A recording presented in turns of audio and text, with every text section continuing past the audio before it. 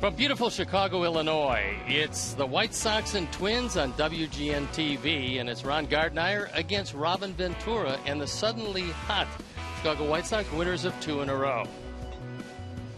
Hello again, everybody. It's Steve Stone along with Mike Huff. My partner, Ken Harrelson, is a little under the weather today, and Mike was gracious enough to sit in for him, so nice to see you. And we've got a pretty good matchup today in that the Sox have been playing good baseball, and in fact, the last 5 times against Minnesota, they've actually done a terrific job. Yeah, they really have, and it's a combination of both hitting and pitching. Over the last 5 games, we have hit over 300, scoring almost 7 runs a game. And when your pitchers hold the other team down to a 2.2 ERA with 44 strikeouts and only 13 walks, you're going to have some success.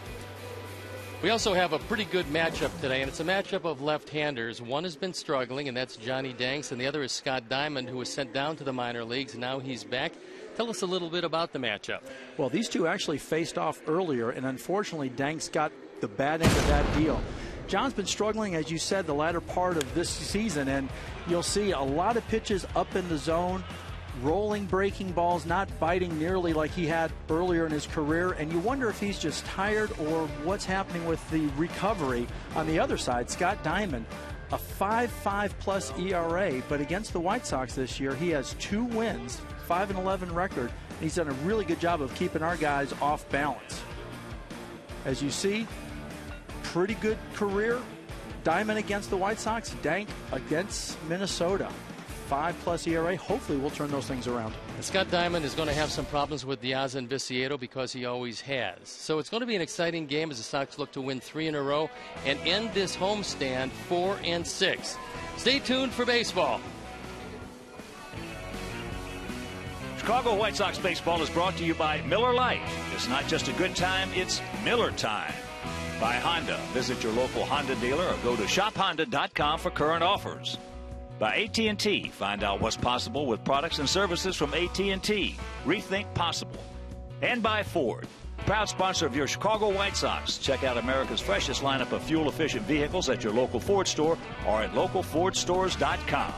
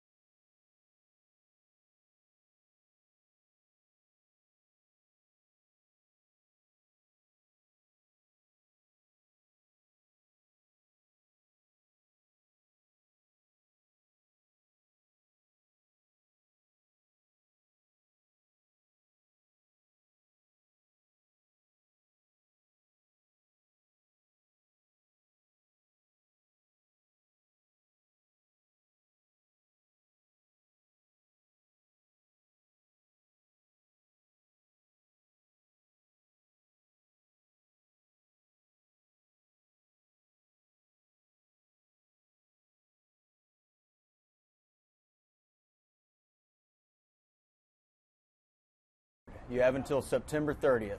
Go to facebook.com/baseballhall and vote once a day for our guy. Now sit back, relax, and check out the Hawk Techno Remix. All right, sit back, relax, and strap it down. Stretch. Big hat, no contact. Come on now. Come on now. Mercy. Grab some big. He gone. He gone. Mercy. Come on now. He looks up. You can.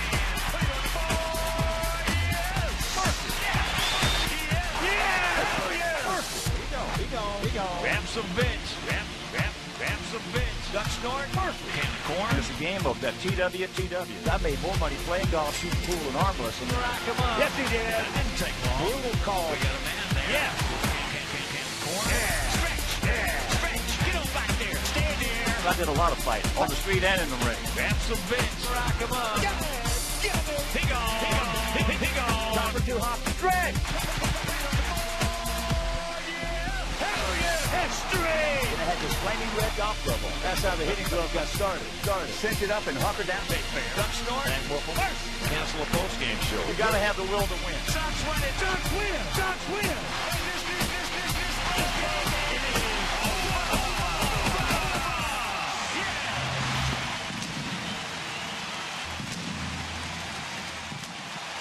Remember, go to facebook.com/baseballhall and vote for Hall.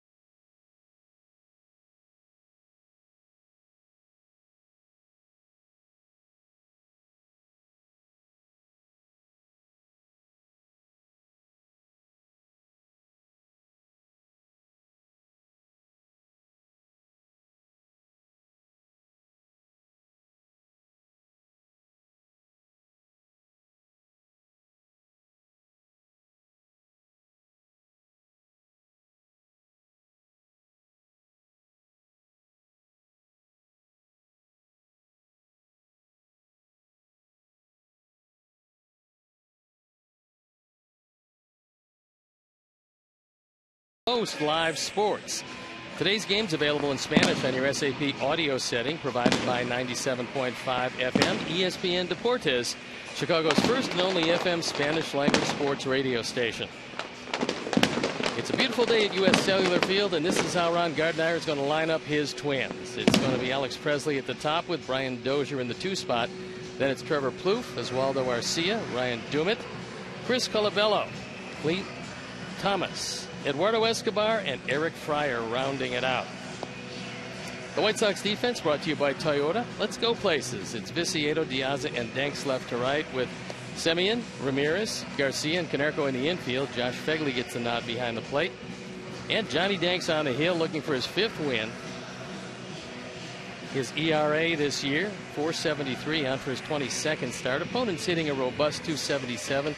Most undanks-like. His control has been good. He's had some problems keeping the ball in the ballpark. That's probably been his biggest problem. It could very well be that the arm strength just isn't quite there. The umpires for the game this afternoon is Mike DeMuro behind the plate, Scott Berry at first, Alfonso Marquez at second, and Ted Barrett is at third. So it's Mike Huff joining me as my partner. Ken Harrelson, a little under the weather today, so he couldn't join us. Mike, very nice of you to join us. Should be an interesting ball game as the Sox go to win their 3rd in a row. Should be very interesting, and be nice to get a sweep to end the homestand. I know it started kind of rough, but to end it on a strong note before we head to Detroit. I'm sure that's what all the guys are thinking about right now. And Alex Presley's going to lead it off. He's hitting .297. He's hit a home run. He's driven in 7. He came over from the Pittsburgh Pirates, and he's a pretty decent hitter. And he looks at a fastball right down the middle for strike 1. Always interesting. Being a leadoff hitter coming up through the minors, you want to make that pitcher work, but it's awfully hard not to go after that first one if it's down the middle. Line drive, base hit. So you saw the sum total of Presley's games. He's going to hit the ball to all fields. That might be very similar to the way you hit the ball. Well, coming up, this is exactly what I would try to do, although it was right-handed. Looking to use the whole field, not trying to drive anything, but that ball you talked about earlier, Danks has been up a little bit in the zone, and that just gave Presley an easy pass on the ball, a little line drive into left center. It'll bring up Brian Dozier, who's been one of their better players this season. He's hitting .243, 17 home runs, 61 driven in. Doesn't walk very much, and he takes a fastball down. Dozier, one of their best base stealers. He's swiped 12, been caught 7 times. However, he does strike out quite a bit. He's fanned 106 times this year. Presley, pretty decent lead at first base.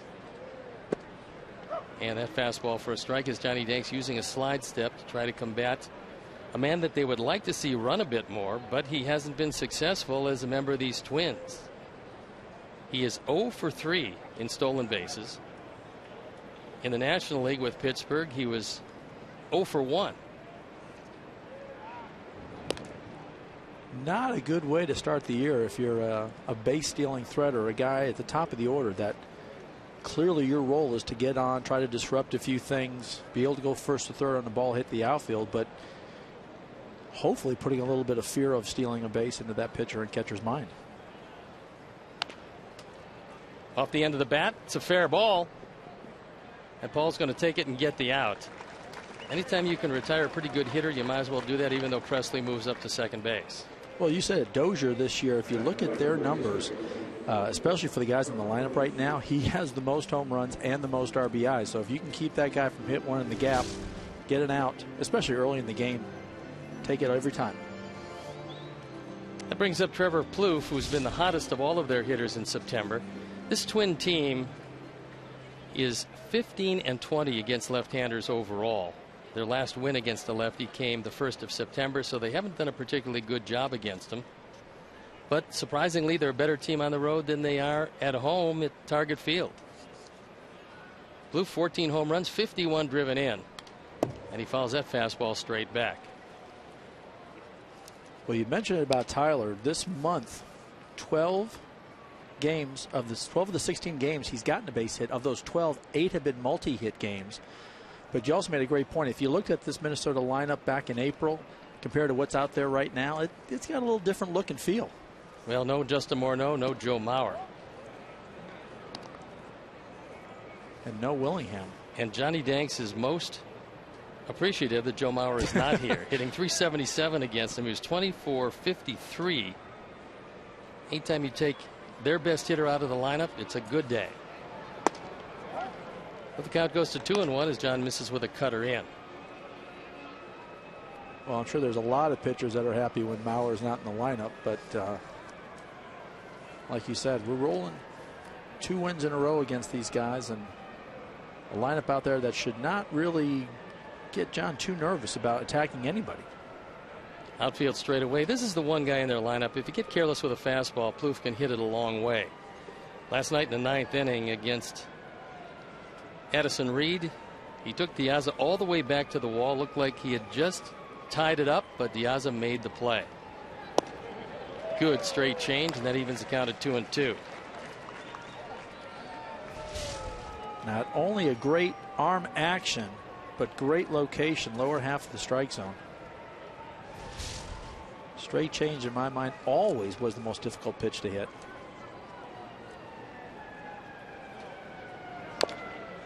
Fouls that one off, and they get a decision with Trevor Plouffe. He's one of those guys that looks like he really should be very good and hasn't yet gotten to that stage, just coming maybe into it now, but he's arbitration eligible. And that means that he's probably going to be in line for a substantial raise over what he's making. So with their number 1 prospect, or number 2 prospect, any way you look at it, Miguel Sano, he's a third baseman, so is Plouffe. Gives him an interesting dilemma heading into next year. So with that one fouled off to the right, the count holds. Sano is one of those players that he's almost Longoria-like. He's very raw at this point. He's got tremendous power. And talking with a lot of the people associated with the Twins, they believe that he might be down for perhaps a month next year, and then we'll see him in the major leagues. Well, if that's the case, they might think twice about offering Plouffe arbitration. Well hit to center field. De Aza going back, but he's got room. He makes the catch, and on the play, Presley hustles into third base. So Plouffe hit it well, but to the wrong part of the park. And Presley did a good job. Ball was hit pretty well. Dead center field, was about halfway until he saw De Aza starting to break down, not even at the warning track, and scurried back to second to tag up to get all over to third base. That brings up Oswaldo Arcia, hitting .249 with 12 home runs, 35 driven in. Arcia signed as a 16-year-old out of Venezuela. He was a switch hitter until 2008, where he decided just to hit left-handed. He's been swinging a lot of high fastballs out of the zone recently. Takes that fastball inside.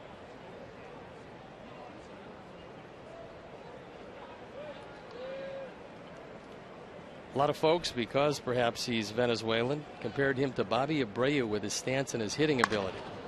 And he drives it into right field for a base hit, and it's a 1-0 game.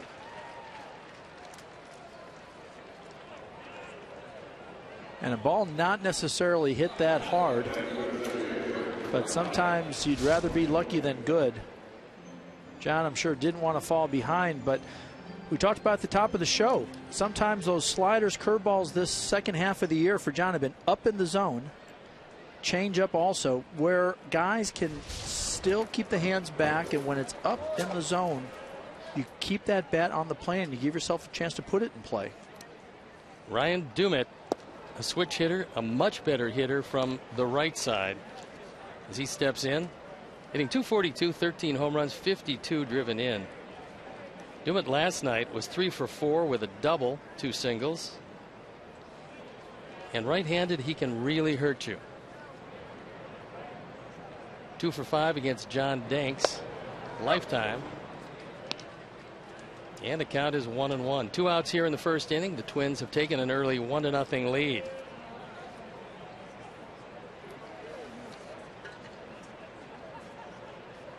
Absolutely right about Ryan. On a 3-game hitting streak, 5 for 10 with a double and a home run in there. Short lead at first. That ball's in the dirt. Arcia takes off. The throw to second, and they got him. Good play by Fegley as he jumps on it. Arcia looking back all the way and gunned down at second base. So out of the first inning, but the Twins jump on top 1-0.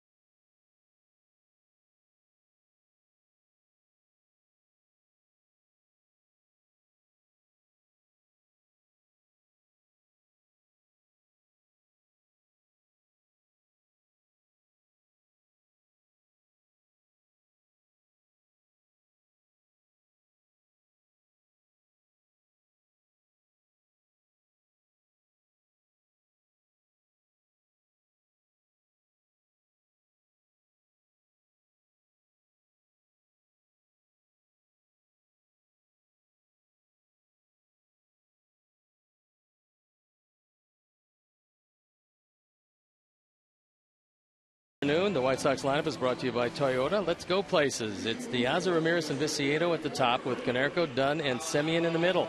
Danks, Fegley, and Garcia, Leury Garcia, rounded out. The defense and out of the lineup behind Scott Diamond is Arcia, Presley, and Thomas in the outfield, with Plouffe, Escobar, Dozier, and Colabello in the infield. Eric Fryer behind the plate, and Scott Diamond on the hill. Diamond 5-11 this year. The ERA 5.61, on for his 22nd start. He was sent down to the minor leagues after a pasting on August 1st. Spent a month in the minor leagues trying to work out the difficulties with his breaking ball. He was very good last year. He was 12-9 with an ERA of 3.54 in 27 starts, but this year he's lost command of the breaking ball, and it's really hurt him. So De Aza leading it off, and he looks at a fastball for a strike. Alejandro hitting .263, 15 home runs, 59 driven in. And he's always liked what he's seen against Scott Diamond, hitting .412 lifetime against him, 7 for 17.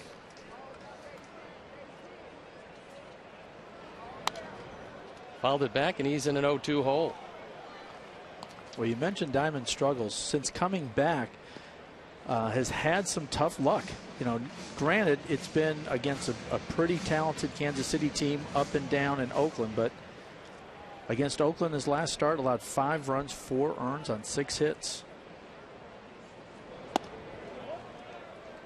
And then right before that, against Kansas City, 7 runs, 6 earned, 9 hits, and 3 walks in 5 innings. So you'd hope when you go down, you send someone down, they kind of work on a few things that can bring it back, but unfortunately it hasn't worked that way for Scott. A little chopper to the right side, Colabello taking it himself, and so an easy first out.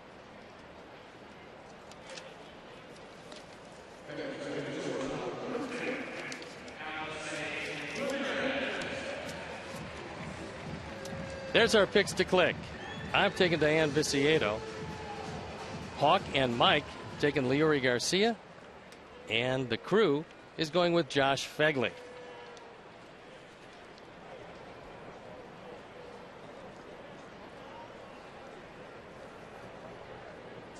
Alexi Ramirez, who's been red hot, takes a fastball for a strike. Alexi's hitting .285, 5 home runs, 47 driven in. Last night, he doubled in a run in the 5th inning, had a couple of walks. That's really the big news. He only has 24 all year, and he walks twice in the same game. So this is an easy chopper. Colabello is going to retire the first 2 men himself, and quickly 2 out.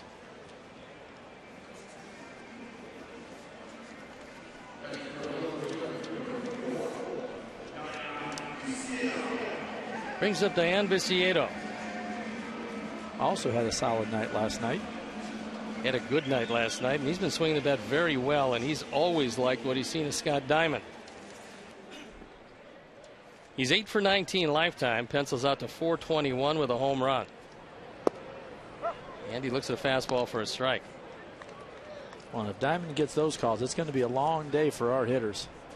Keeping it down early, that one might have been out of the zone. Well, there's a couple of factors coming into play. First of all, Minnesota's going to Oakland. That's number 1. So you figure they want to speed this game up. Number 2, for the umpires, they also have to go wherever it is they're going to go. We, on the other hand, have the off day tomorrow, but after a long, protracted ball game, about 3 hours and 40 minutes last night for 8.5 innings, you would think this one would move along. Well, and as long as that strike zone, even if it's wider, higher, lower, if it's consistent on both sides, you're not going to have too many hitters getting upset. Now the question is, can John take advantage of that and use those edges, use that lower upper part of the zone to get them out as Diamond appears to be doing against us so far. Viciedo swinging at one out of the zone, and Diane is prone to do that. That's one of the things that might keep him from, at least in the early stages of his career, being the hitter that he can be. He's got a nose-to-toe strike zone. He'll swing at anything up and out of the zone. And Mike, can you cure yourself of that? Well, it's that takes time, and he is so strong. Again, I know Jeff, in talking to him, is trying to get Diane to use the whole field. Little chopper left side, played by Plouffe, guns it across, and he gets him. So an easy 1-2-3 inning, and at the end of 1, it's 1-0 Twins.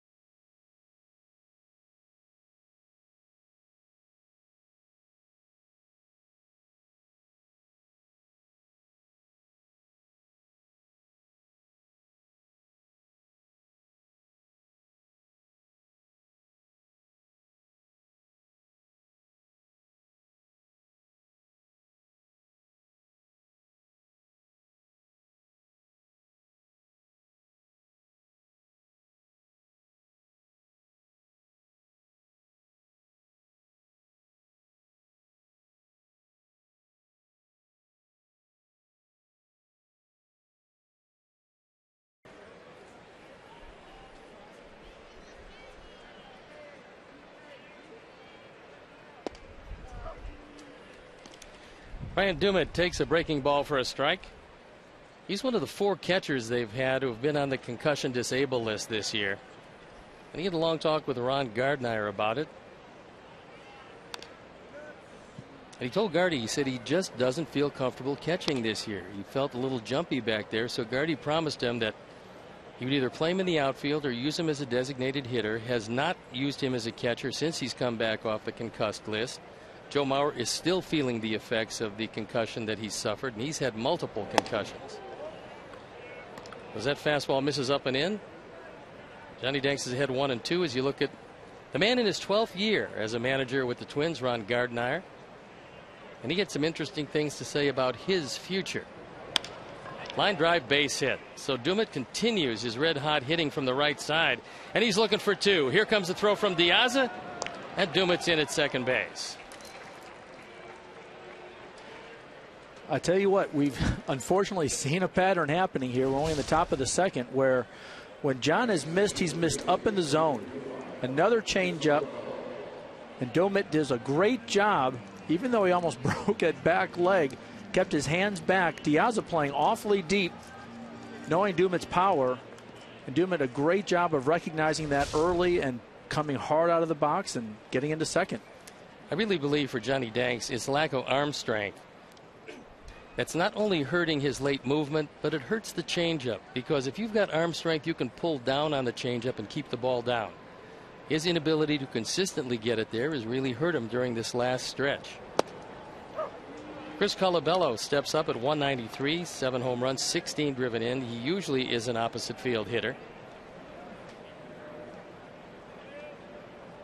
Not great numbers there, as you see, but 2 for 2 against John. Outfield playing him straight away. And being an opposite field hitter works to what he has to do in this situation, which is try to hit the ball to the right side. Now, when you threw a changeup, how did you hold it? Did you put it further back in your hands, or did you try to do a 3 or 4 finger grip? I used 4 or 5 different grips, and none of them worked. Right back up the middle, into center field, base hit. So Dumit rounding third. He'll score easily, and just like that, it's a 2-0 game. Colabello drives in his 17th run of the year. Well, Colabello's only faced John twice, 2 at bats. This being his 3rd. He now has a single, a double, and a home run. The second RBI coming in here. As you talked about, when you've got a guy in second base, you're thinking up the middle, opposite field for a righty, right field, and Colabello did a good enough job of pushing that one up the middle. Brings up Cleet Thomas hitting .219. 4 home runs, 13 driven in.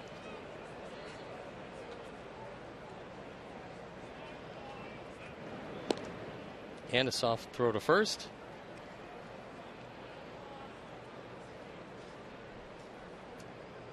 Cleet, you'll see this season, 86 games, a .219 average, 4 home runs, 13 RBIs. Pops it up. Ramirez calling for it, and he makes the catch. This has been a tough team for Johnny Danks' lifetime. 6-10 with a 5.18 ERA lifetime. White Sox fans, celebrate your Latino culture with Hispanic Heritage Night and fireworks presented by Miller Lite on Friday, September 27th at 7:10 p.m. Specially priced tickets include lower level seats for only $10. To purchase tickets, visit whitesox.com/NHH. And that should be a lot of fun. He's a pretty good man to have around, Eduardo Escobar, hitting .214. 3 home runs, 9 driven in. They really like him over there because of his versatility. He can play just about anywhere. He's 24 years old, still has a lot of room for growth. And I know the couple of years that he was over here with the Sox, they really enjoyed having him on the ball club. Every good team needs a player like Eduardo Escobar because he can play the outfield, he can play shortstop, and you hope your utility man can play shortstop because it really increases his value. Well, when I was playing on those early 90 teams, we had a couple, me in the outfield primarily, but Craig Graybeck, a guy that could play 3 or 4 infield positions, and like you said, was a solid shortstop. So when you have that in your arsenal, always gave our managers a chance to move people around or give them rests. Now moves to 1-2. So it's been all Minnesota early in this one. 2 runs on 4 hits. And if you're trying to protect yourself, as Corey Provis is, the radio broadcaster of the Minnesota Twins, that's a really bad look, but probably very effective in keeping the sun off your face.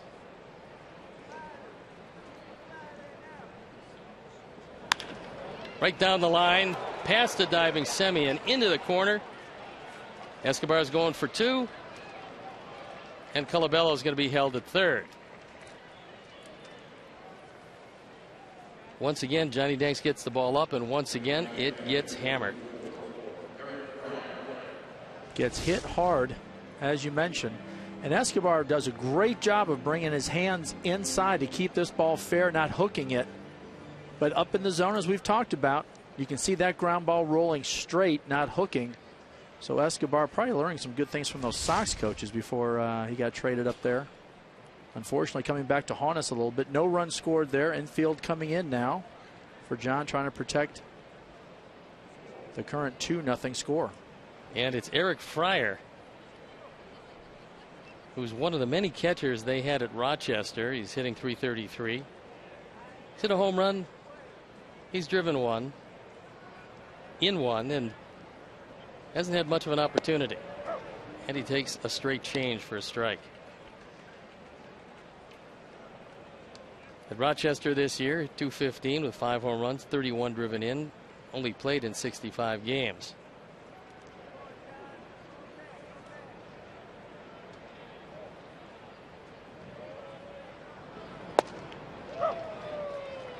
Another changeup, strike 2. So the last couple of games we saw Josemiel Pinto. He appears to be the catcher they're going to use if they go through with the plan of moving Joe Mauer from behind the plate mostly to first base and using him as a DH to try to limit the amount of punishment he takes and the concussion syndrome. Well, as you talked about, Dumet also moving him into the outfield, a DH role. Minnesota's done a great job of developing some great young talented catchers and finding them a place to play. It's a nice problem to have, because now you have trade bait as well as giving yourself some versatility if these guys can play at second or third position. Fouls that straight back. Well, at the All-Star game this year, and talking with Gardenhire, he looked out and he said, you know, we had 7 guys that were former Twins in the All-Star game this year. He said it's been a shame that we haven't been able financially to keep them. Now, that being said, they're averaging 31,000 people this year. That attendance settling a bit, but they've been averaging much higher than that since they moved into Target Field. It's time to spend a little money for the Twins, I believe. Base hit center field. 1 run is in. Escobar being held at third base as De Aza hits Paul Konerko, the cutoff man. Second run batted in by Fryer. And Johnny Danks has given up 4 hits this inning. Don Cooper out to the mound based on another pitch in the upper half of the zone. Seemed to have Fryer guessing a little bit and beat with pitches up, or we know we've got a little bit of a lower zone.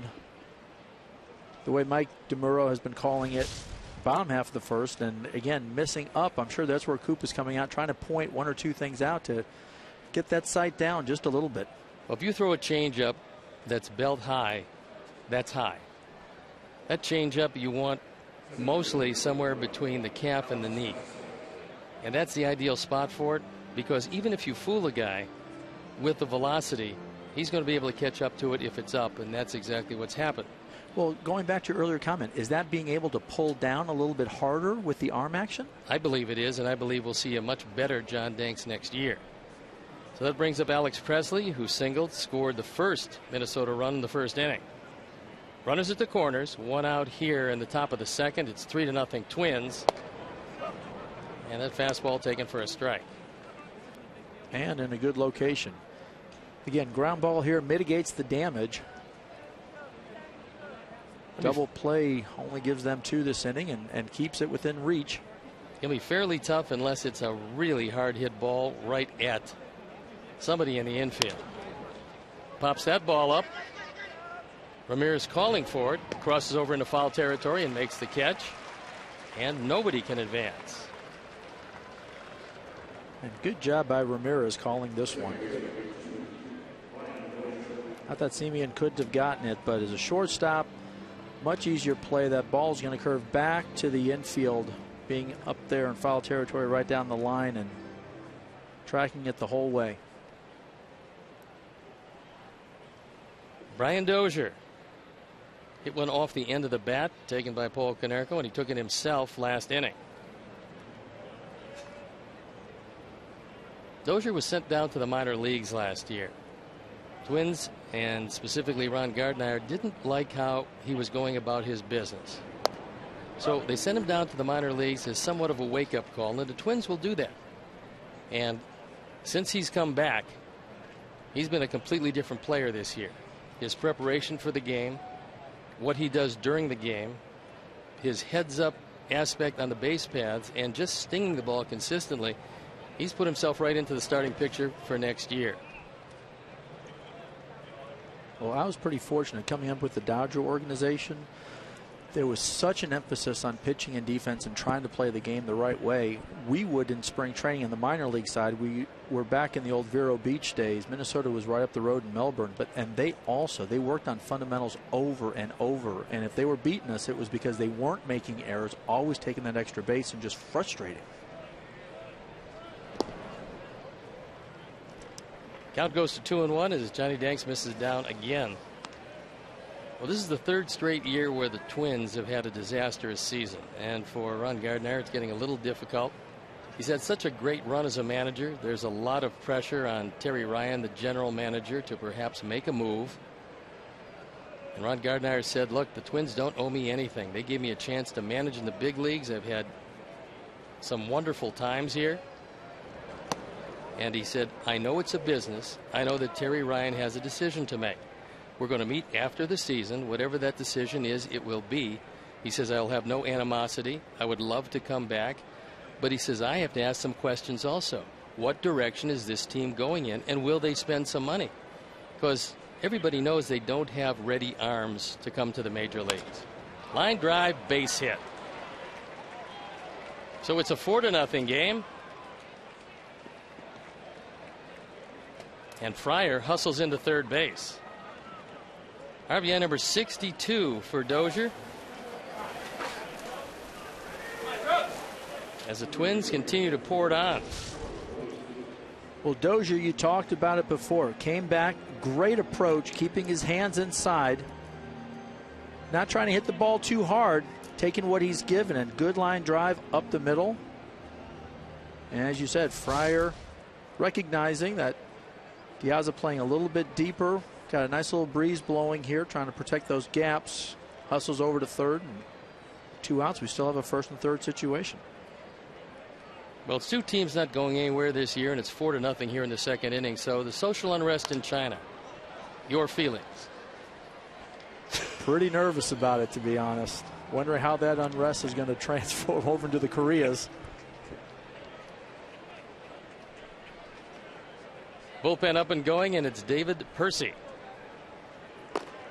Well, you talked about Minnesota and how they've lost so many players, and it seems like the most recent losses have been to free agency. If you were wearing that GM chair, how would you go about keeping some of those guys? Would you wait until their 6th year? Would you try to lock them up at year 3, 4, or 5? We'll get back to that as a little chopper in the infield. So the inning is going to end, but not before the Twins score 3, take a 4-0 lead, and it's down to the bottom of the second inning with some work to do.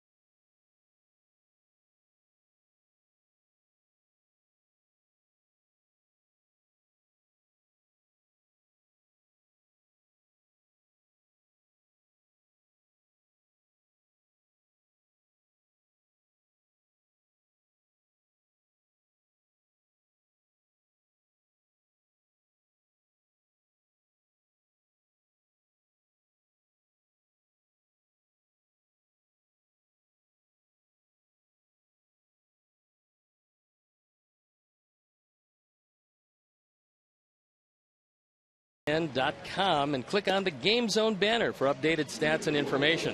The Game Zone is powered by St. Xavier University. Success with purpose. Log on to sxu.edu to check out undergrad and graduate degree options.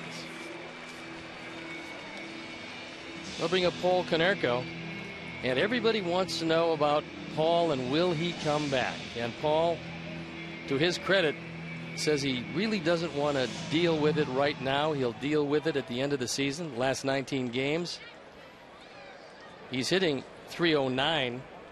The question being the power numbers. He's had 5 extra base hits in that period.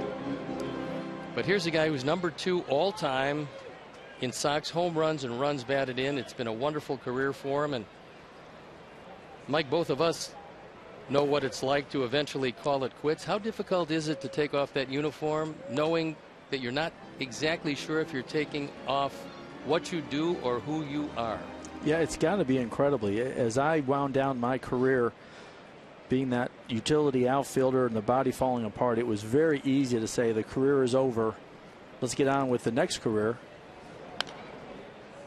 But for Paul, a guy that last year had such a solid season, there's probably a couple things going through his mind. I'd love to get your thoughts.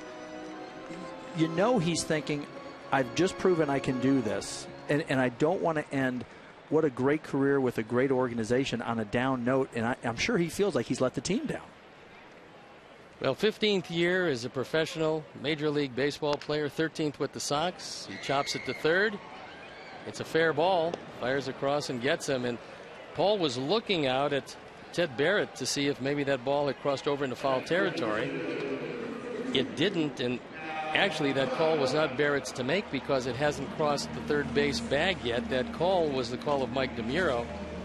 But that being said, DeMuro was in back of Konerko, and he looks at it. He's not quite sure if it's fair or foul. Now, he's not going to beat that one anyway. But that being said, when you're as speedy as Paul, that's pretty much your only chance is that it goes foul. Brings up Adam Dunn, hitting .220 with 32 home runs, 83 driven in. Stay with us because in the top of the third, we're going to have Micah Johnson, the MVP of the playoffs in the Southern League. All he did this year was steal 86 bases combined from A-ball and a product of Indiana University. It'll be really nice to talk with Micah. And that's a little tapper right back to the mound. Diamond makes the play. Here's a photo of Micah. Looks like during the Barons, maybe playoff run right here. And me being from Northwestern, anytime there's Micah, looks like he's rounding on a nice home run. I wouldn't know what that was like. Not too many home runs. But anytime there's a Big Ten boy that's having a good year, very proud. And middle daughter is attending Indiana University now, so I know we'll talk a little bit about that with Micah. Brings up Marcus Semien, who was a Southern League MVP. So a wonderful year for Marcus. He's come up here and really shown that he's got a pretty good idea about what to do with the baseball. He's hitting .323. He's driven in a couple of runs, including one last night, the first time up in the second inning. Well, in this past weekend, actually had the Bull Sox Academy, all of our coaches come down to the Conference and Learning Center. Great place for businesses to come down, have some meetings. And Joe McEwing, Don Cooper, Jeff Meadow, and John Orton all spoke to our coaches about some of the things. McEwing spoke so highly of Marcus and the dedication he's put into his defense this year. Well, there's no doubt that Marcus is going to be a very good hitter. I guess the one question you would ask is where he fits in defensively. Now, he's been trying to learn third base. The game is much faster to move to third base than it is if you're going to play in the middle because you have all kinds of time. You can play those positions as more of a stand-up position where you have to get down a little lower at third. And that chopper up the middle is handled by Dozier, fires across, and he gets him. So an easy 1-2-3 second. We head to the top of the third. Micah Johnson coming up in a 4-0 game.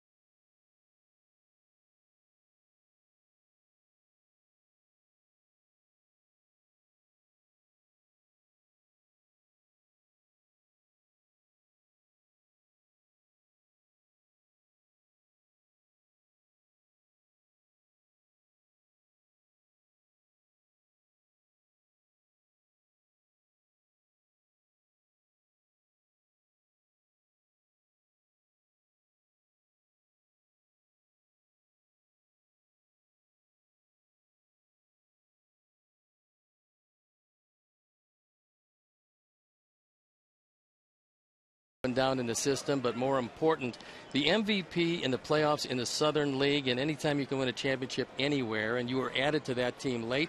What did it feel like to be with a winning group, especially at a higher level than you played all year? You know, like I told everybody, it's the first championship I've ever won. So, I mean, it was a great experience. Playoffs is a whole different atmosphere, even in Birmingham or low A, high A, it doesn't matter. World Series, it's the playoffs. So, you know, I just try to play hard every day, and, you know, the great atmosphere down there, brand new stadium, and to bring a championship down there in the first year of a stadium was a blast. Well, and you mentioned what you're going to be doing this fall, going to the Arizona Fall League. How excited are you about getting that opportunity? I mean, it's a tremendous honor to go out there. You know, you hear all the names that have played in that league. So it's going to be a great experience to play out there and to see where your level of competition's at, you know, see how good you really are. We're going to take a look at some video of you in action this year, and we know about the speed, and we know you hit a home run in the playoffs. So power-wise, what do you think your future is hitting the ball out of the park? Although I know that's not going to be the biggest part of your game. You know, it's funny because right before that game, I hit the home run in the Game 5 of the championship. I was talking to Gary Ward, the hitting coach, about how to hit home runs because the night before I was 3 for 4 with 3 line drives. I was like, how do I get that ball out of the park? He said, don't worry about it. That's not your game. So, and it just happens for me, home runs, you know. Like the power's there, but it's not going to. I'm not going to put up 50, but I'll run into a few every now and then. A lot of people don't realize when you steal a lot of bases. In your case, it was an astonishing amount of bases. What kind of abuse does your body take doing that? It takes, you know, I know Billy Hamilton stole 155 last year, and the fact that he did that through the course of a season, it's hot in July, August. You know, the minor leagues is a grind. Nobody in the stands, so the fact that you're running every time pretty much you're on base and you're pounding the ground every time you slide, you know, your body wears down. But you know, a lot of jammed fingers, but that's part of being a base stealer, I guess. But they also know you're going to run. Right. So what are your keys? Are you keying off the pitcher's back foot? If it's a right-hander, are you keying off the front shoulder? You're keying off first movement for a left-hander? Where are your keys? You know, every pitcher's different. Some velocity guys will rock back when they throw, try to get more velo on the ball, or some guys will lift their back heel up or front heel up. I mean, so it's all different. When I'm on deck or in the dugout, I try to study them as much as possible. So while I'm waiting, you can study the pitcher. Lefties are different as well. You know, they all come with something different. But if you're confident in what you do and stick to your approach, you know, you'll be fine with anybody. What an interesting concept. So you're actually observing the guys when you're not hitting and when you're not on base. Right. Which is something that, for all of you young players out there, that's something to do all the time, because you can learn a whole lot by looking at the field when you're sitting on the bench or in the on-deck circle. We don't hear enough of that. Exactly. There's a little chopper. Semien comes across, and it's a very quick inning, so we're going to keep Micah Johnson for another half inning, and we'll talk about Indiana University when we come back.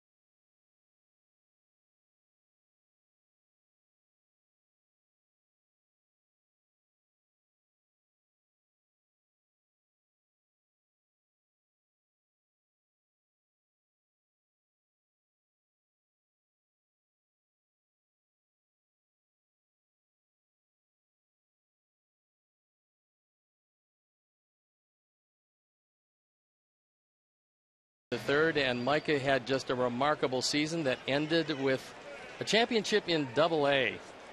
And of course, I think Mike Huff wants to talk to you a little bit about your academic credentials and where you went to school. Always proud of a Big Ten boy, and one that did exceptionally well as you did. But how was your time at Indiana, and did you follow them this year? Because I know they renovated the facilities recently and went to the College World Series. How much have you been tracking them? You know, a lot. You know, during the season, their College World Series games were on in our clubhouse. I'd made sure that ESPNU, they were always on. And, you know, it's a great program. They're really turning it around. When I was there, we never made it to an NCAA tournament. The year I left, they go to the College World Series. So maybe they got rid of me and started improving, I guess. Well, I'm thinking that you helped them recruit and bring in the talented kids after you. Maybe, I don't know. Well, apparently with Josh Fegley being drafted out of Indiana University and making it to the big leagues and doing a pretty nice job in the early going, and now you, with your rapid rise through the system, perhaps the Sox have found a wonderful breeding ground for young future Sox players. Yeah, Indiana University. It's awesome, man. It's awesome to see Fegley up here doing a good job catching. You know, it's good to see that, and he really paved the way. You know, his draft class, they had 3 first-rounders that year, so he really paved the way for guys like me and that College World Series run. Josh is hitting .229 with 4 home runs, 22 driven in, getting his opportunity to show what he can do. And pretty much for all the young guys, this is auditions for next season and where they're going to fall into place in this organization that seems to be in flux. That line drive, roped foul. Rick Hahn has certainly his work to do. And Marcus, when you take a look, when you go to spring training next year, you will have a lot of success behind you. Where do you think you're going to be slotted, at least to start? Because usually, if you have any talent, you don't stay there. But where does it appear you'll start next year? You know, I have no idea. Like this is my first season in the organization, so I really don't know how it works. I was just playing day by day, and in the off season, just work hard as I did last off season, and you know, just put in the work in the off season, go to spring training, and hopefully make an impression and keep working my way up, I guess. You joined a ball club at Birmingham that had lost a lot of players already, some of them right here to the big league team.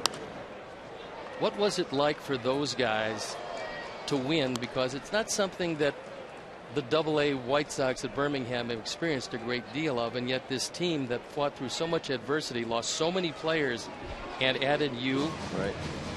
They wound up winning it. You know, when you were in that locker room with the guys, what was it like?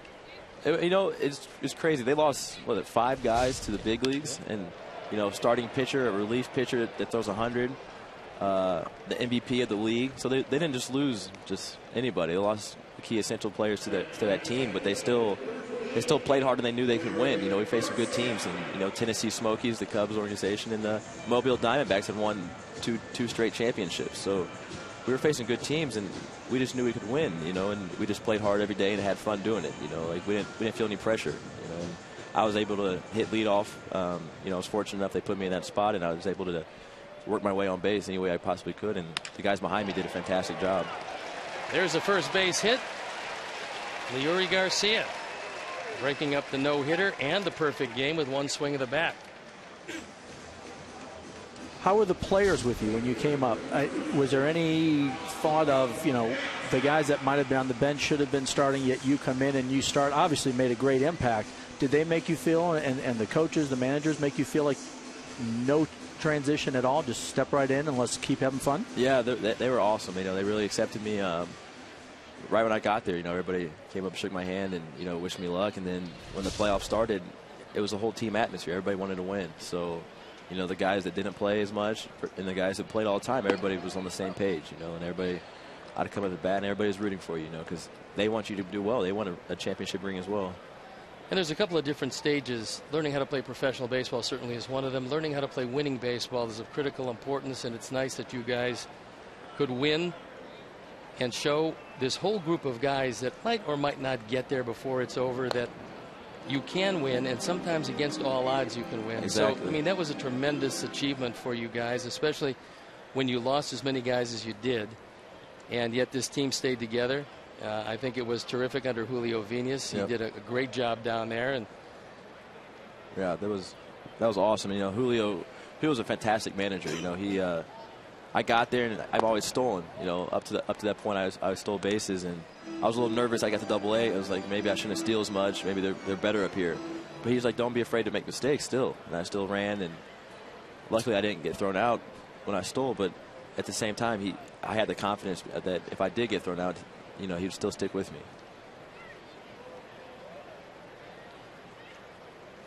De Aza grounded out to first base, first time up. Garcia going, and they throw him out at second base. So he thought he was in. Alfonso Marquez said he wasn't, and we'll head to the fourth. And Micah Johnson, thank you very much. Good luck the rest of the way. Thanks for having me.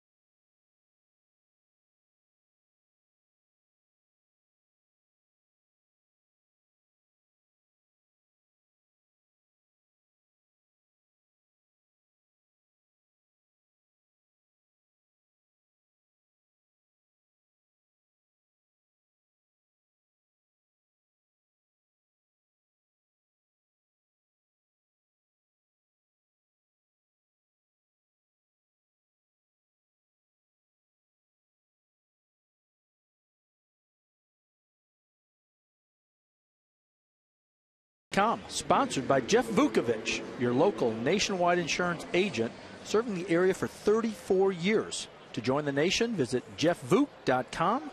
Nationwide is definitely on your side. It'll be Thomas Escobar and Fryer to face Johnny Danks.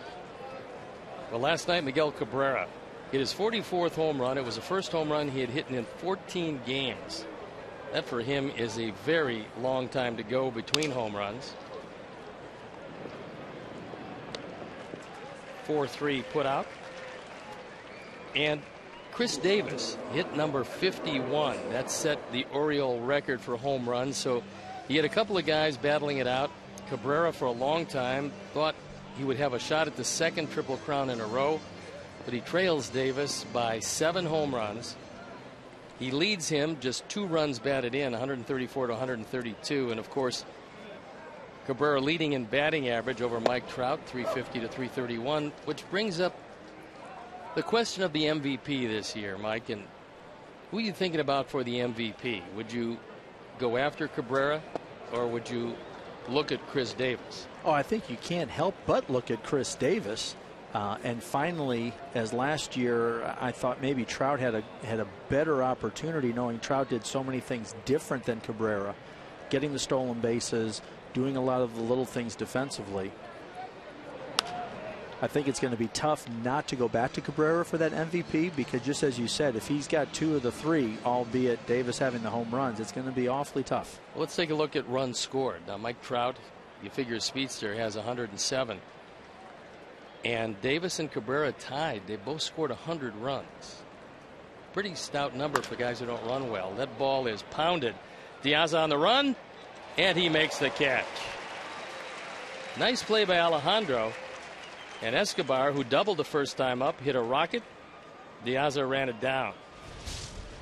Well, again, De Aza in center field here gets a really nice jump, good crossover step, tracks it down and almost overreaches it, uses the whole glove. A little bit of a snow cone there at the very end, but it's still an out. Going back to your run scored, it speaks volumes of the guys they have behind them, which forces ultimately those pitchers to have to come back and throw those guys strikes. But Baltimore's not going to win their division. Obviously, Boston running away with it. Detroit is, and Cabrera has a .446 on base percentage. It's going to be, and I agree with you, it's going to be very tough not to vote him the most valuable player. Well, what are your thoughts on the National League side? Again, a couple guys that are both pretty deserving over there as well. Pretty tough decision, but I think if I had to make it today, it would be Paul Goldschmidt. Goldschmidt has 33 home runs. He's driven in 116, which is absolutely unbelievable. Now, Andrew McCutchen is one of the guys you have to consider because Pittsburgh, even if they don't win it, they're going to be there all year long. McCutchen in hits, he's second behind Carpenter of St. Louis. Goldschmidt leads in total bases with 305, leads in grand slams. McCutchen second in multi-hit games. There's something to be said. Goldschmidt a good first baseman, but McCutchen a great center fielder. There is no doubt that the Diamondbacks are going to finish way behind Los Angeles, and Pittsburgh is getting in the playoffs. There's a little chopper to third base. So a pretty easy inning for Johnny Danks, and we'll head into the bottom of the fourth inning. It's 4-0 Twins.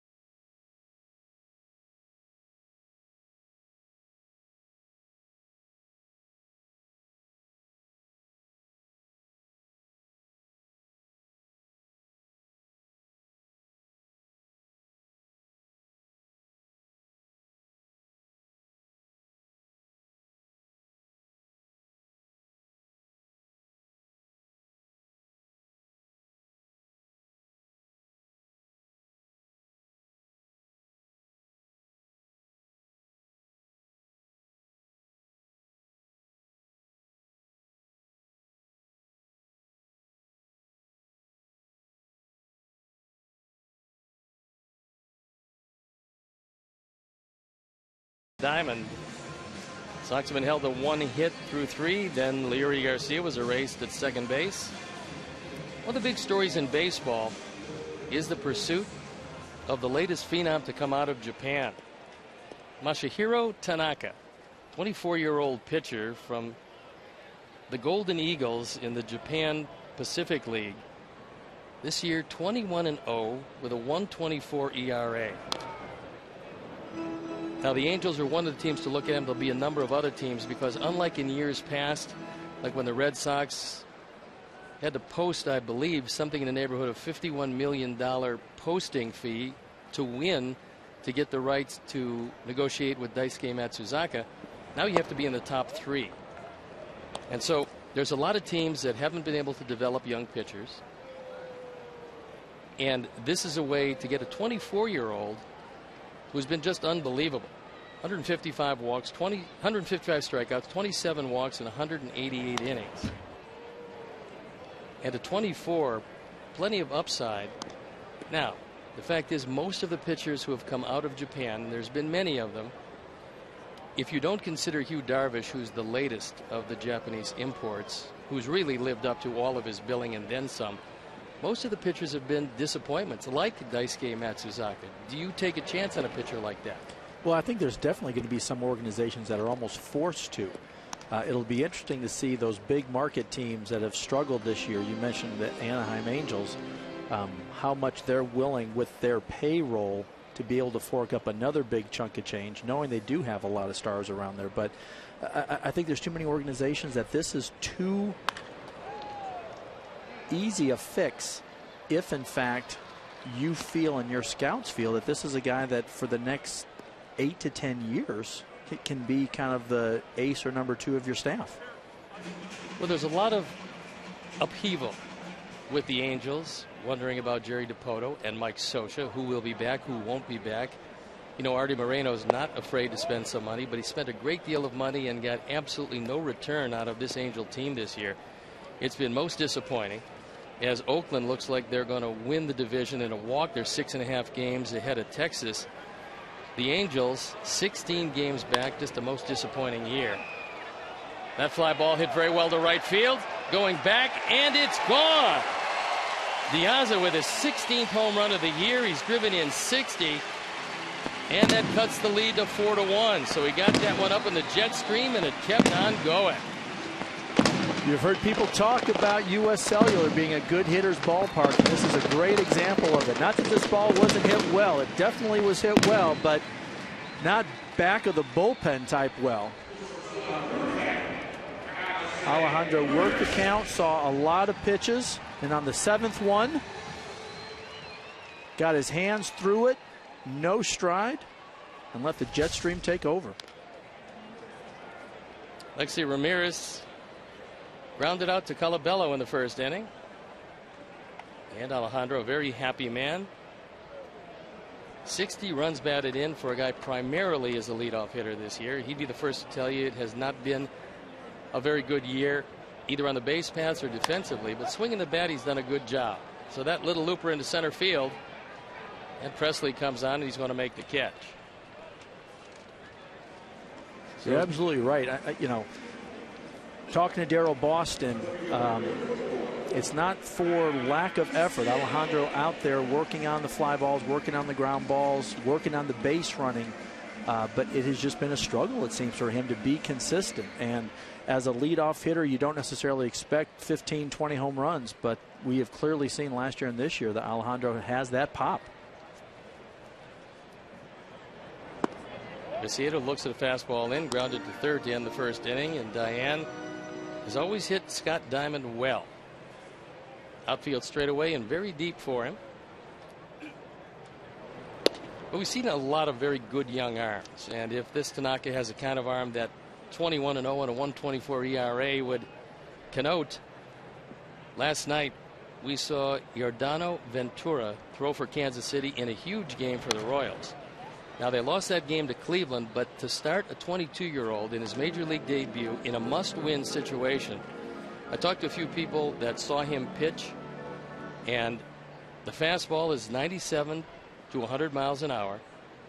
He got the breaking ball over the plate, struck out 3, walked 2, gave up just 1 run in 5 2/3. And so he's one of the great young arms, and he's just coming into the league now. Shelby Miller from the Cardinals, out of their system, a rookie, 14 wins this year.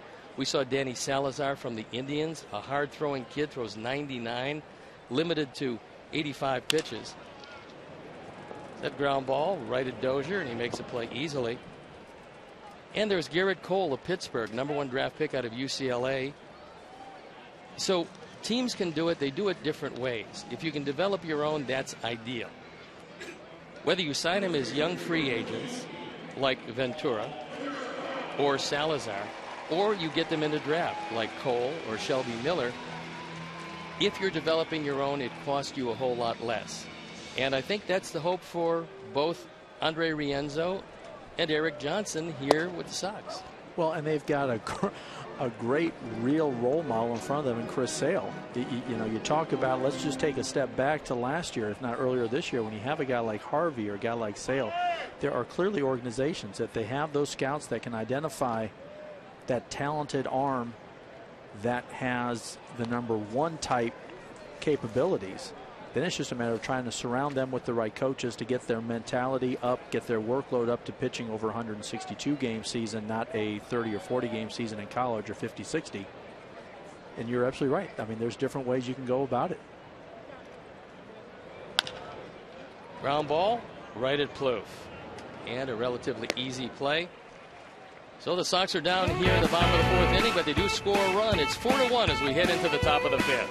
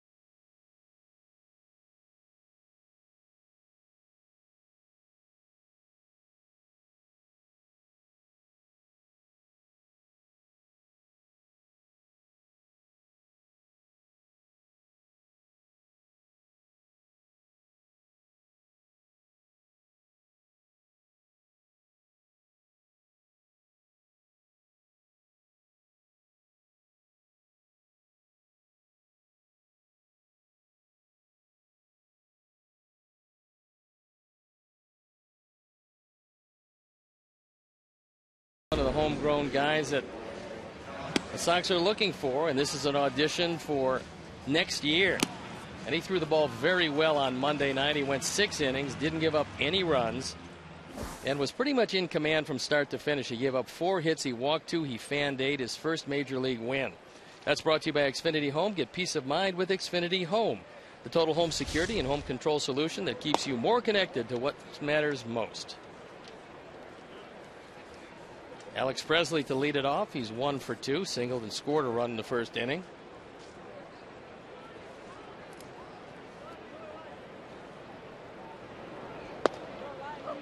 And that breaking ball for a strike evens the count of 1-1. You know, one of the things as I was looking through the papers and some of the notes this morning and some of the things that people were talking about in various blogs and other places around the sports world, it was the change in style of management. Little chopper, easily played.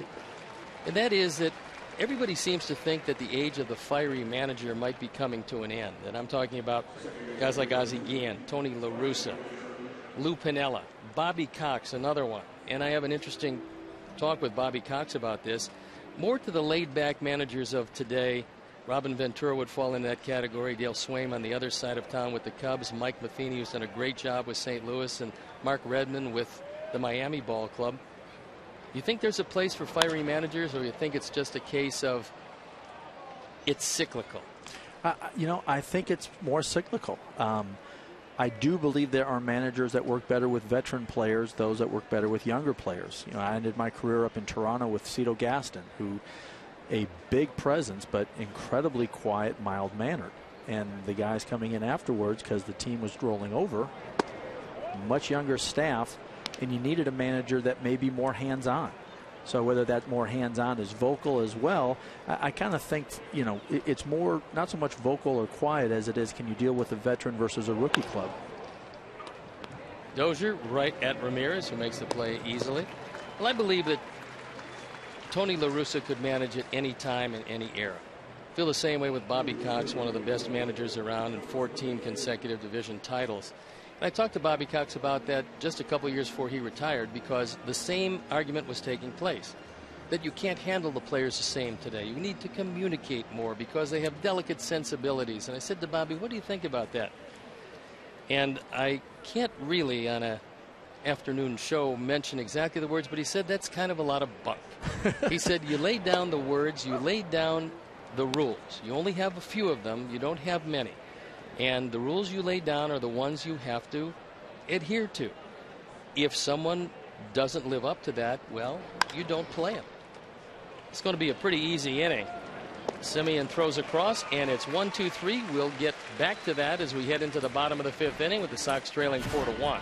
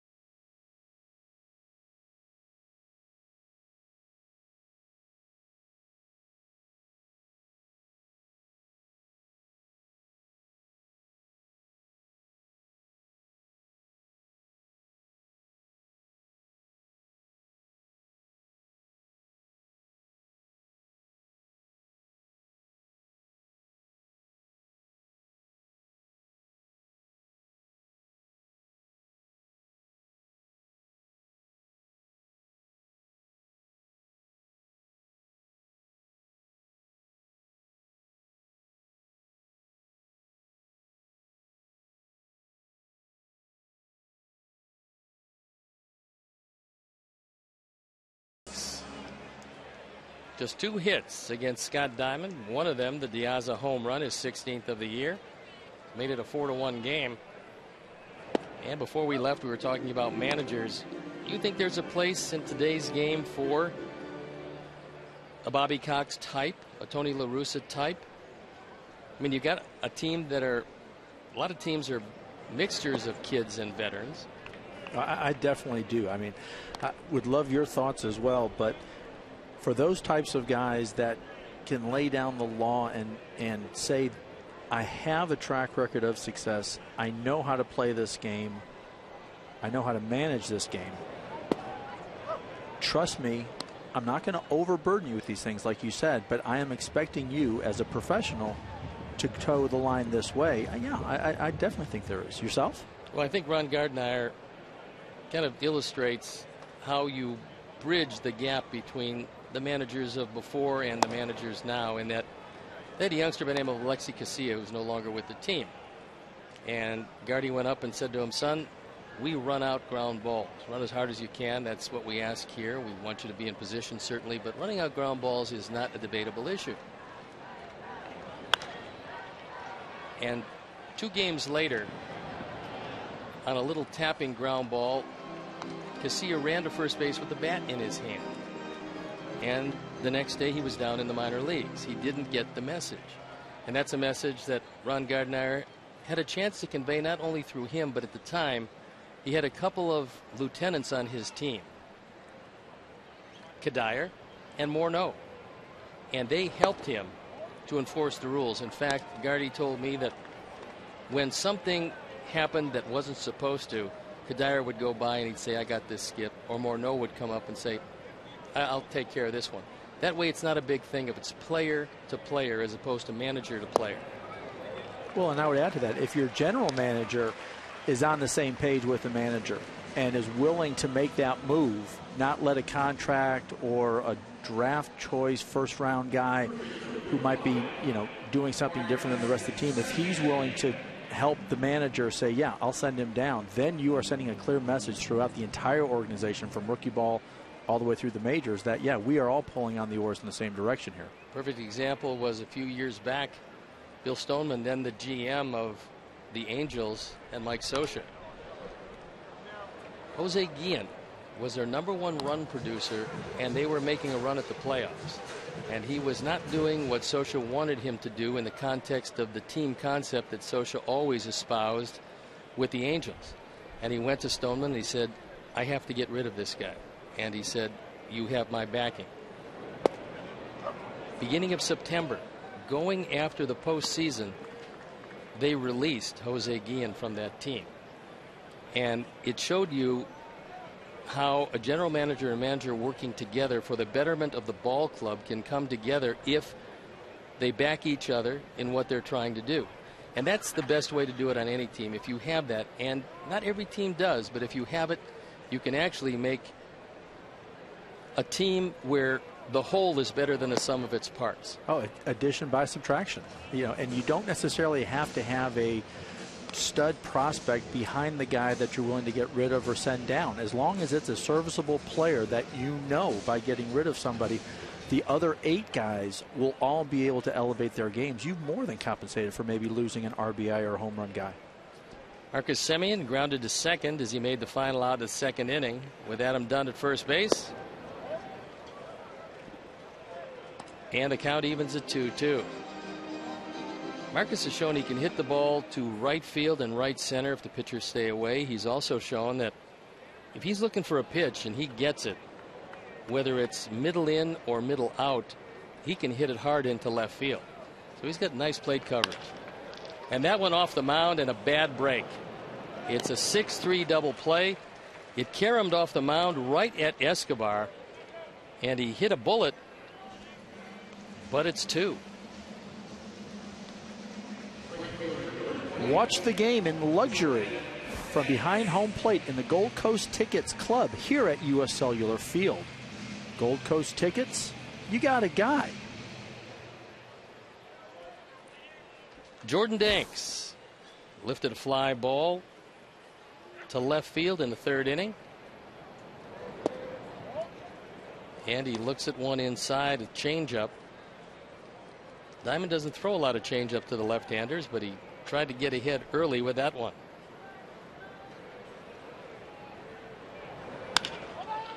Little chopper. Colabello has it. Diamond covering, and it's out of the inning. So after 5 quick ones, it's 4-1 Minnesota. We head to the 6th.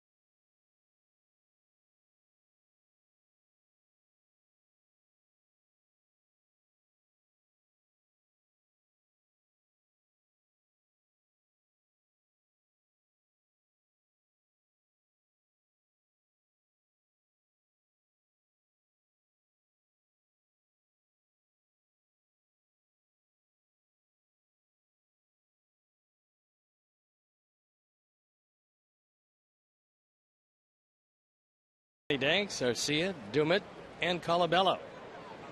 4, 5, and 6.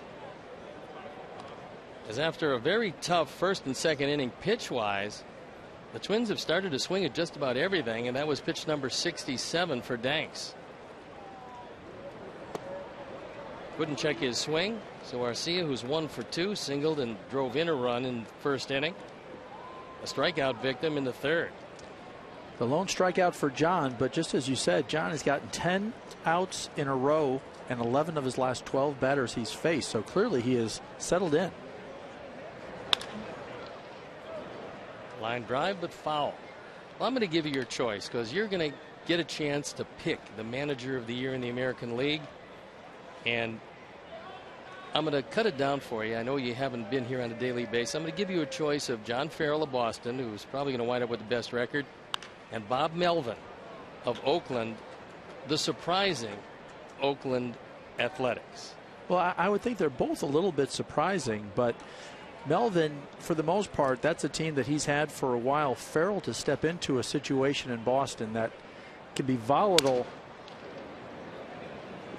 Terrific play. The throw to first, and they got him. What a play by Leury Garcia, showing great range to his left. It didn't appear that he had a chance. And Paul Konerko on the other end into foul territory to make the play. Yeah, I'm not sure if Paul thought he had a chance either.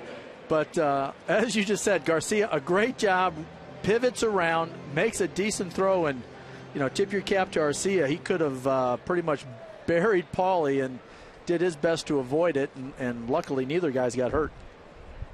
Well, there were some players over the course of the last 15 years that would have made Paul's decision to retire for him on that very play, because he crossed over and he could have run him down easily, but Arcia pulled up, and it turned out to be just a great play on both ends.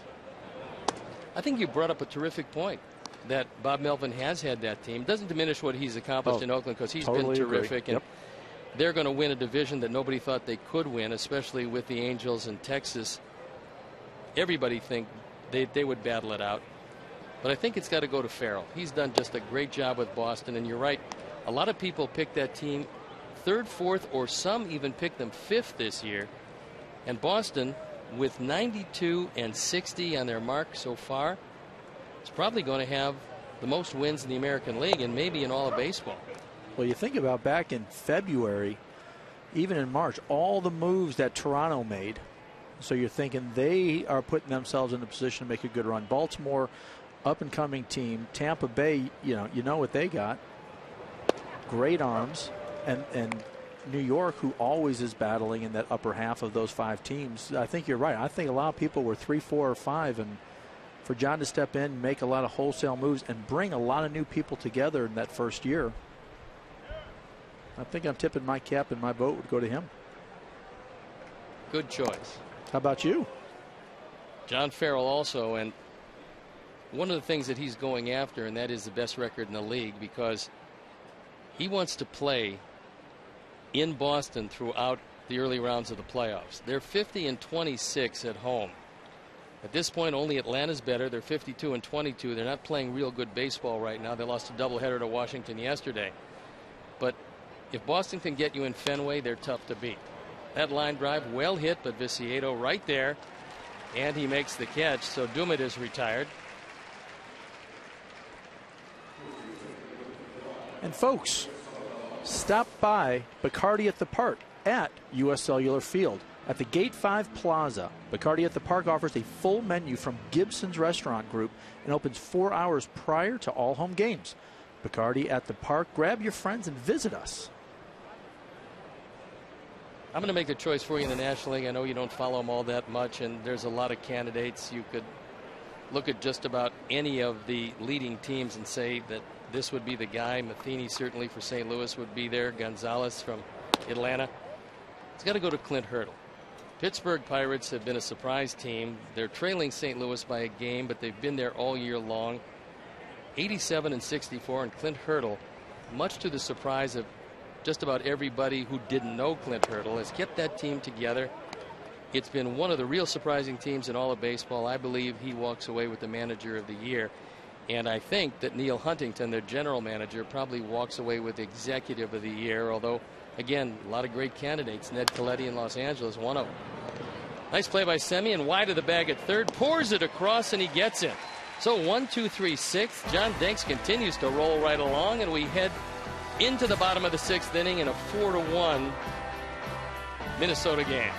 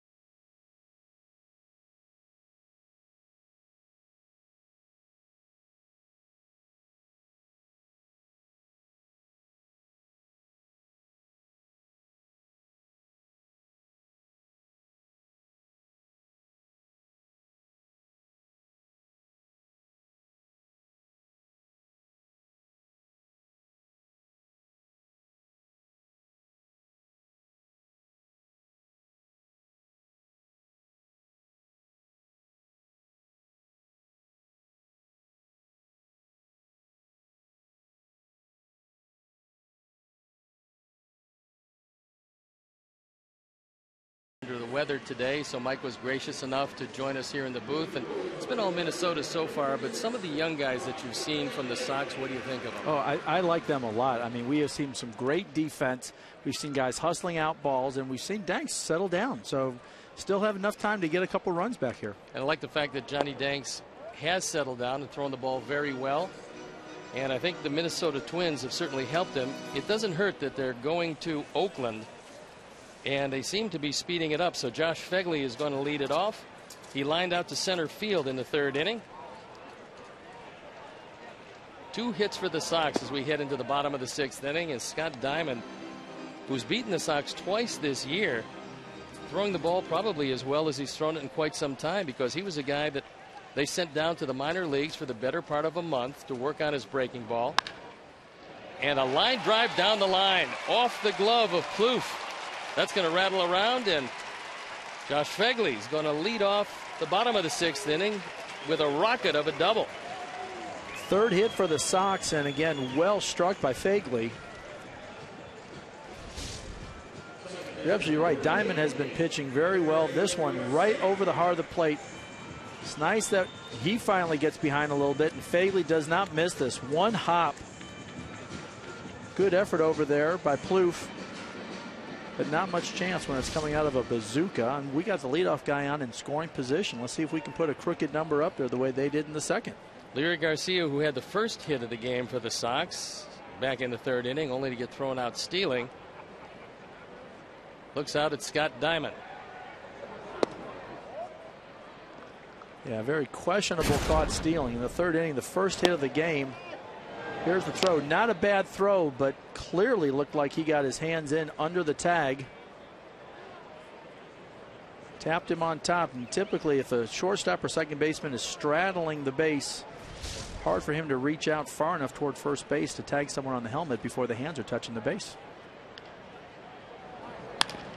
Little chopper to shortstop, bad base running, and Fegley is going to be run down. So that's pretty endemic to what's happened this year with the Sox. And unfortunately, Josh Fegley deciding that he can beat the arm of Escobar, which was not a good decision. Well, always rule of thumb as a base runner is if that ball is in front of you, you do not advance, regardless of the score, regardless of the situation. And that ball, 2-hopper right to short. Josh, again, this is not something that you need to teach someone in the major leagues. This is something that you learn when you're young.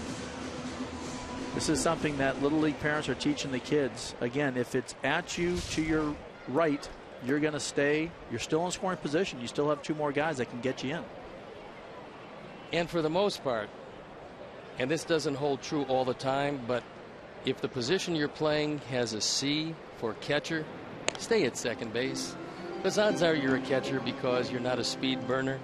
Again, we've seen some faster catchers, but they're still catchers. They're still catchers, yes. Can't remember the last time any catcher ever stole 50, 60, 70, or 84, like our boy Micah here. Alejandro De Aza, who homered last time up. Ground ball, and it went right by Dozier, who let the ball play him. And what could have been a double play and out of the inning turns into runners at first and second and only 1 out. You said it right, Steve. Dozier played this one into a very difficult play. Turns into an error, the good call. And even though Alejandro hits this pretty well, as a second baseman, you've got time to get your body in front of this and take a step back, trying to rotate around, kind of pivot to the outside. Just makes things a lot more difficult than it needs to be. And lucky for us, we got 2 guys on now with 1 out. For Dozier, that's only the 5th error he's made all year in 136 games. Straight change, and Ramirez swings through it. He's 0 for 2. He's had a very good September. Like I say, he's been swinging the bat well, been driving in some runs. He was the 3rd hitter for a good span of time. Spent most of the year, especially the second part of the year, in the 2 spot. And he said that's one of the reasons why the power has been down this year. He's only hit 5 home runs. Amazingly, 4 of them have come against these Twins. Well, and even though he's only got 5 home runs, he does have 39 doubles, 4th in the league, only 2 behind Chris Davis. And when you're hitting doubles, again, when you're in that top of the order, bottom of the order, to me that says you're hitting good line drives. You're not trying to uppercut, you're not trying to carry the ball. And again, might be the type of thing that's more indicative of what his game should have been. But when you come up as a younger player and all of a sudden you start to have some success hitting some home runs, it kind of feels good jogging around the bases, not having to scramble. And you kind of like that feeling and maybe try sometimes too hard to hit it out. Count even at 1. 2 on, 1 out. That one lifted to center field. Presley back. He's got some room. Back on the track. He makes the catch. And both runners moving up.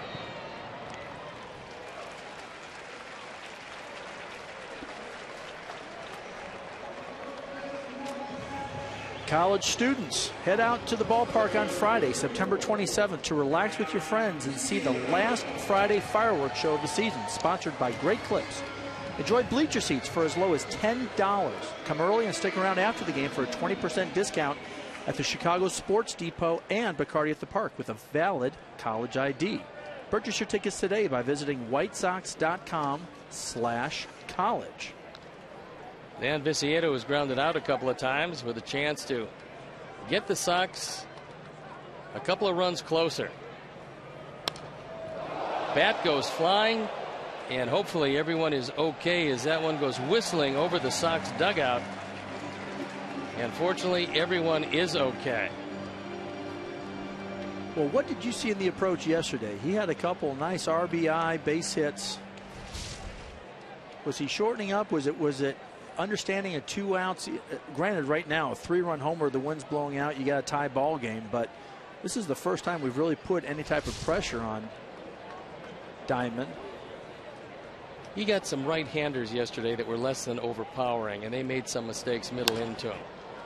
This one lifted into right field. It's well hit, but it's not going to be far enough. So Cleet Thomas makes the catch, and the Sox are turned away. We head into the top of the 7th inning.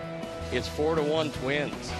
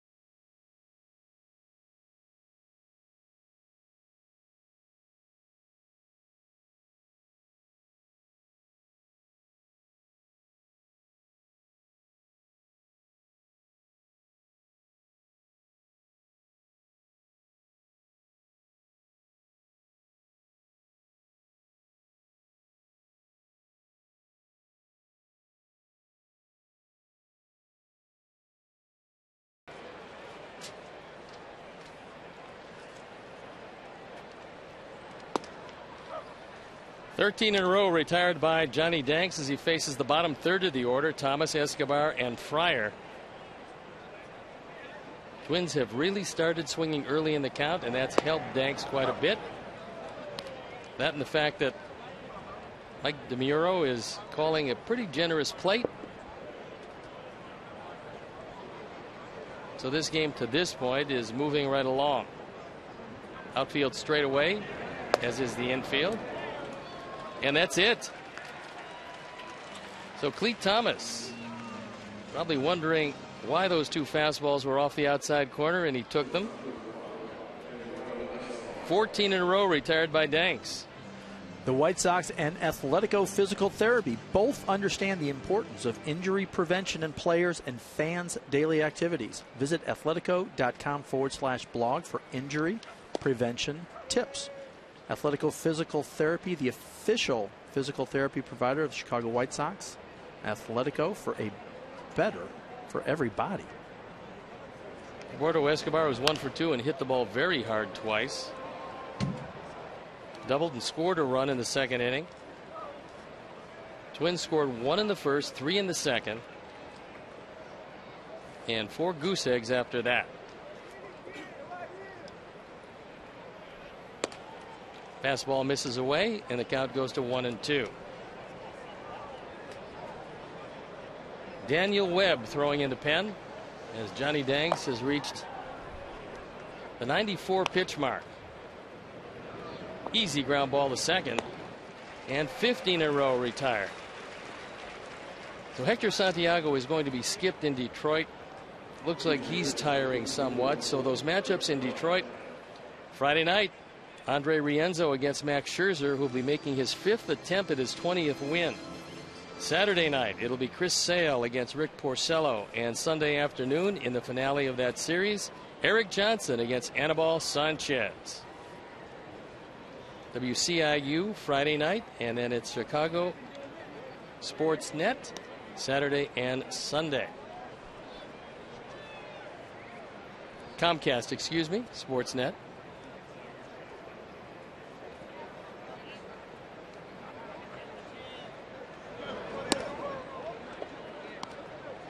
Eric Fryer, who's 1 for 2, singled and drove in a run in the second inning.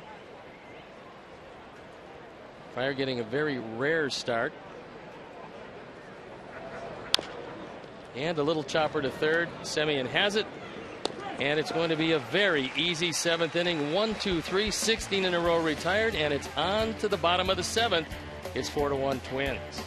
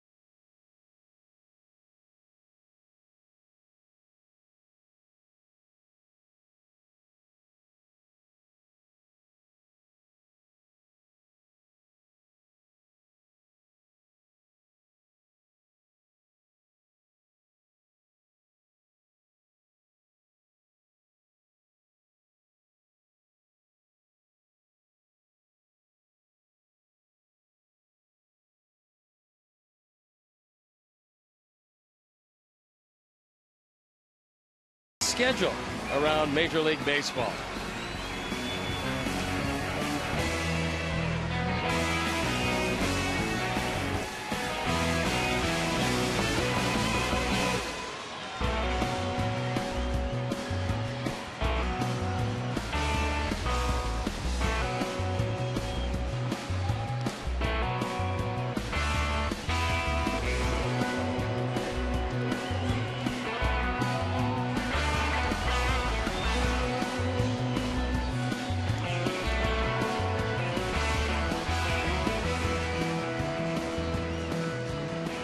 Back at the ballpark, my partner, Ken Harrelson, under the weather today. I'm joined by Mike Huff.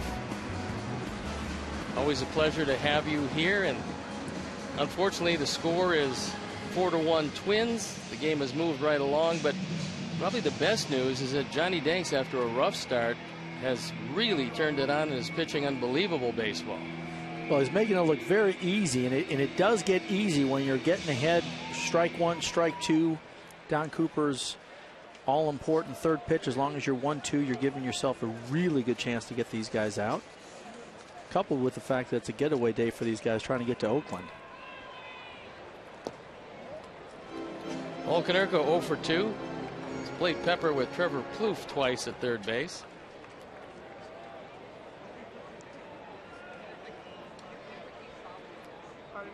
Scott Diamond, this will only be a 78th pitch. Line drive, but hooked foul. It's really an art to take that ball on the inside part of the plate and keep it fair. And there you look at the wild card.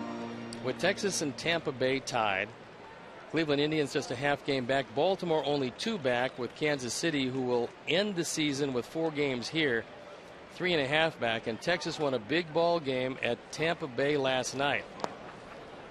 In fact, the Rangers homered last night. Ian Kinsler led off the ball game with a home run. Was the first homer that they've hit in 8 games. That's the longest streak since 1990. Yeah, that is just mind-boggling. I also saw a stat that you talked about earlier that in that 7-game losing streak, they were never leading in any of those 7. Now, pretty amazing for a very good baseball team. Their 3rd win in the last 15 games, prompting a whole lot of people to think that Ron Washington was in trouble. It was nice to see John Daniels, their general manager, come out and say that our plans are for Ron Washington to come back. We've worked as a team. We expect the team to be held together at least through 2014. So it's nice when your general manager gives you that vote of confidence. And Paul Konerko leads it off with a walk here in the bottom of the 7th inning. Well, I would add to that, I think every player in that clubhouse, when Ron Washington comes out and says publicly, yes, my job should be in jeopardy. If I can't pull our team together, and this is now the 2nd year in a row that this has happened, I need to look, and the organization needs to look in the mirror about me. Guess what? Every player now is looking in the mirror saying, wow, if my manager is willing to say that, I got to look in the mirror. I might not be here next year. And one of the big factors, Nelson Cruz suspended for performance-enhancing drugs, and they really miss his bat because they're not scoring a whole lot of runs. Adam Dunn drew a walk last time up. He's 0 for 1. But Nelson Cruz is in the Arizona Fall League. He's taking at bats. He can do that under the suspension bylaws. And if Texas can get there, he will be ready for the playoffs, and they desperately need what he brings to the lineup. So when Washington was asked, are you worried about your job? Are you concerned about it? He said, of course. He goes, the way things have gone, and they've been to the big dance, they just haven't won the big prize. It's been a good team under Ron Washington. He's been a very good manager, and I'm very happy to see that it appears that he's coming back. I think he deserves to come back. He's done a great job down there. Oh, I would agree. And a great move by John Daniels to alleviate any fears to the fan base. Because, again, he recognizes that Ron has had a couple different lineups, has lost a couple players like a Hamilton, yet has taken that team to the World Series, something that even in those great early 90 years, we may know now there may have been some PEDs floating around that clubhouse. But, I mean, they were in the playoffs every year. High fastball thrown right by Dunn, and the count evens at 2-2.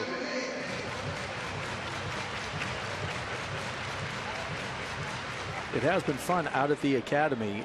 Jim Aducey, who oversees a lot of our off-site programming, his son got his first call up to the big leagues at 28 with Texas and is doing pretty doggone well. So a guy that works out with us in the winters, goes through our conditioning programs. Neat to see one in the big leagues.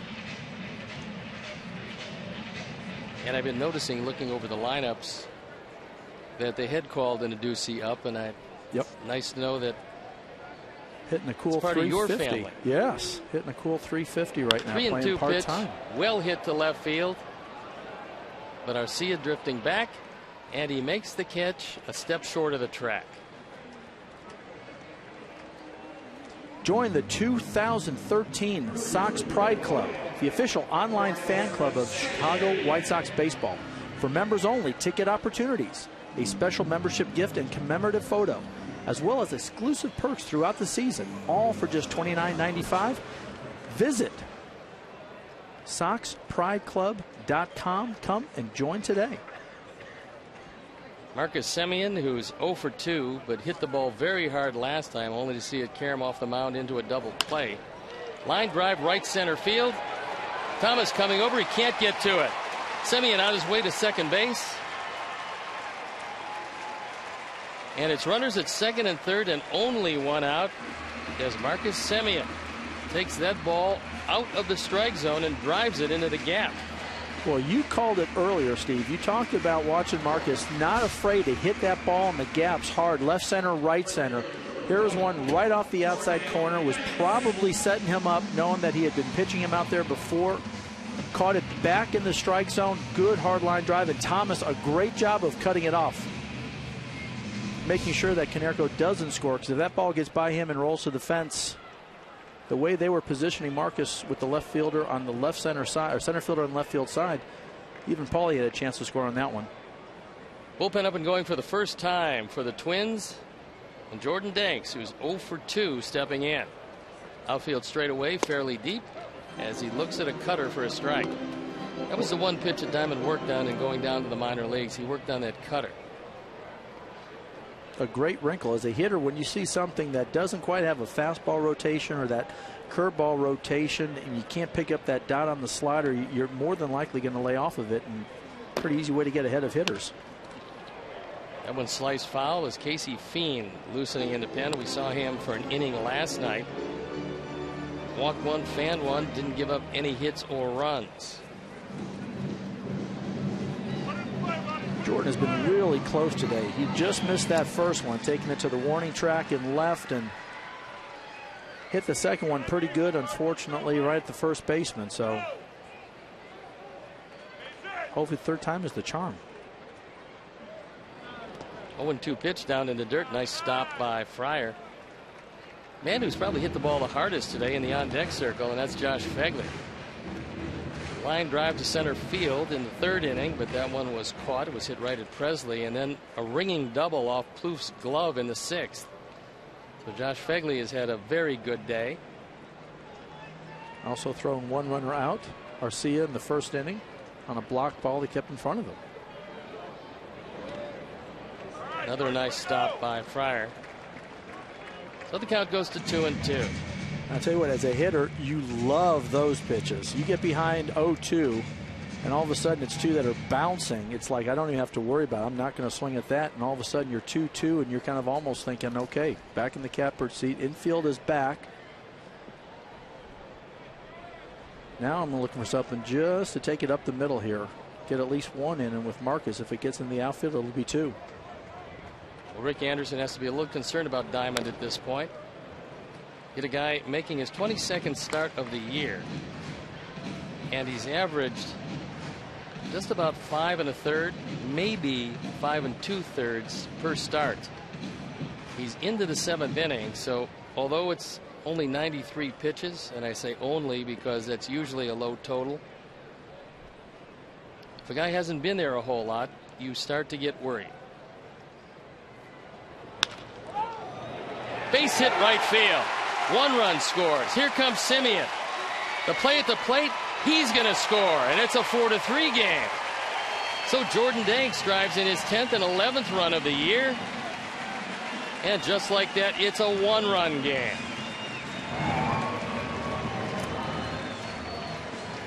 Great at bat here by Jordan, battling back from an 0-2 count, gets one over the middle of the plate and down. And again, we've seen Mike DeMuro calling that low strike. Jordan not taking any chances going down, hitting it hard, this time finding a gap. Cleat comes up throwing, but no one really holding Semien at second. Big jump, pretty good speed. Nice slide around the catcher. Paulie telling him to go ahead and get down because the throw is coming in, and Marcus brings us to within 1. And Scott Diamond will depart. Casey Fiend will come in. We'll step out and be back after these messages.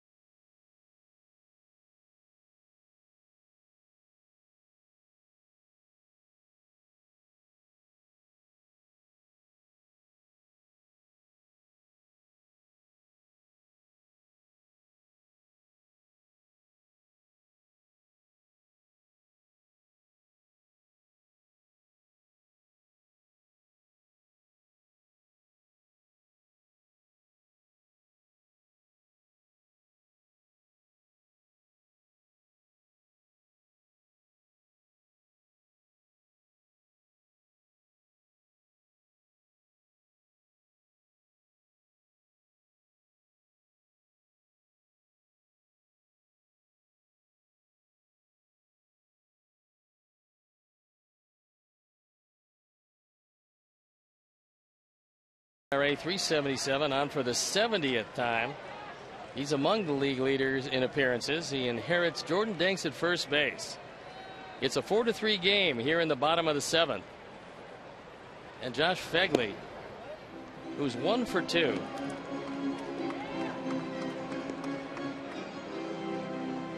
Finds his batting average at .232. Not going to walk a great deal these days. Josh is of the swinging Phegleys. He's walked 3 times in 181 at bats.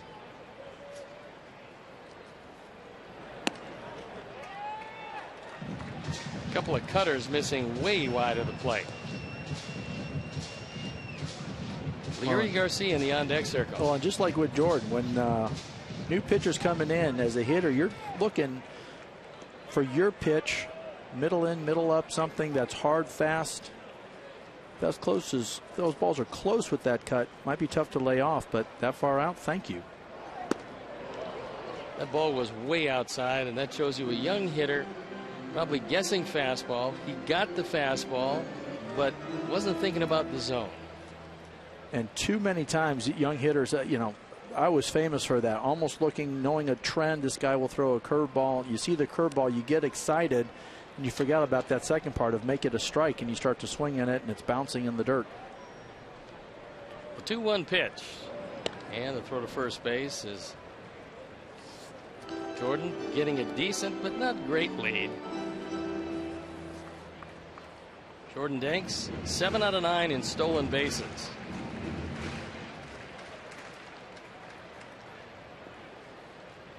Sox have tried 1, and Garcia was thrown out on a debatable call in the 3rd inning. Another fastball on the outside corner, and the count evens at 2-2, and that ball most likely was off the plate. Well, knowing the way Mike DeMuro is calling it, and Josh being a catcher, knowing he's calling it out there, I'm sure he was thinking, again, let me be aggressive. But when you have that good of a location, you can't be thinking I want to drive this one in the gaps. If it's going to be on that outside corner, you have to be comfortable just kind of punching it to right. And if it goes down the line, great. But if not, it's a base hit toward the right fielder. Well, he's going out there again, as you would expect. And he went out there and he got him. So 3 pitches, the closest of which was the second strike. The first and third were way off the plate. Yeah, as you see the Xfinity pitch track here, none of these, with the exception of that 4th one, even had any part of that strike zone. But sometimes as a hitter, you start looking out there, and the better pitcher, Steve, I know you were one of these, even if you're looking for something outside, you can go a little bit further and get guys swinging at pitches that you want them to swing at. Connor Gillespie going to come out to pinch hit for Leury Garcia. And Gillespie hitting .254 with 12 home runs, 35 driven in, 1 for 11. Had 1 hit, a solo homer as a pinch hitter. Perfect time for that second one. And you know what? If you're only going to get home runs when you pinch hit, go ahead and make it a second one right here. Put us up 5-3. Well, on a very warm day, or a warmer day than it's been certainly in this entire series, it was 81 degrees at game time. It's 79 now. The ball's very lively, especially to right field. And that slider misses up.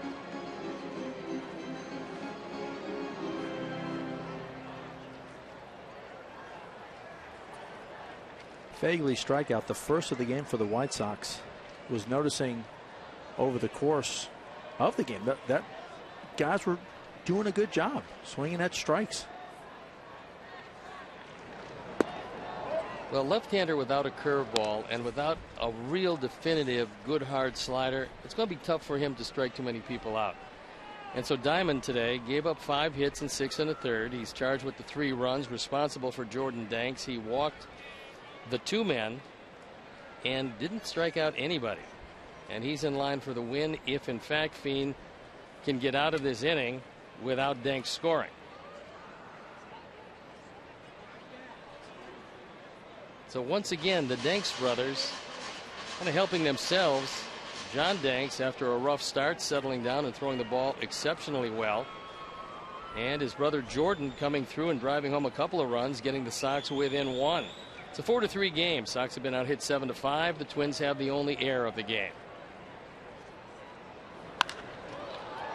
That ball skied to right field. Cleet Thomas has plenty of room. And he makes the catch, but not before the Sox get two. It's a one-run game heading into the top of the eighth.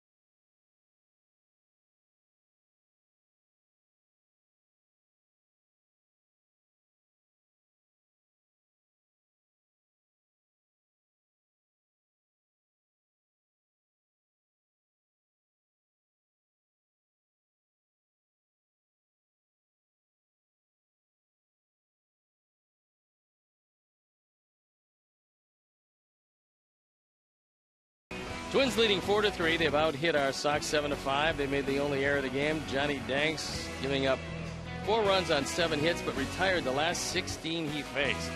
Your Chicagoland and Northwest Indiana Honda dealers, as reliable as the cars themselves.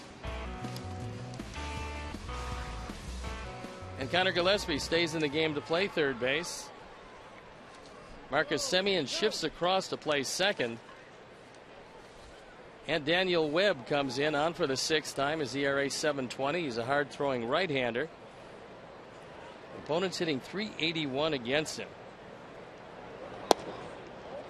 And that fastball misses down. It's the top of the order. Presley, Dozier, and Plouffe. Ryan Dozier had the last Twin hit of the ball game. That an RBI single coming with 2 outs in the 2nd inning. Outfield fairly deep, straight away. And the count goes to 2-0, and Presley would be the last guy you want to walk. He's 1 for 3 today. Got pretty good speed. And the next 2 guys up, Dozier and Plouffe, have hit the ball very well in the month of September.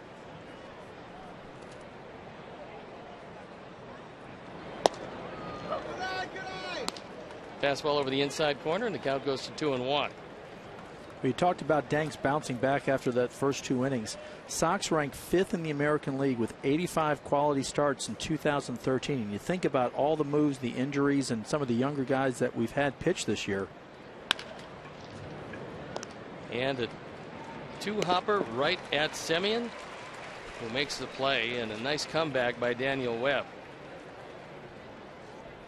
You start to look at the future. Marcus, we talked about him, one of the young kids in Double-A that helped bring that Birmingham Barron team into the playoffs before getting called up here.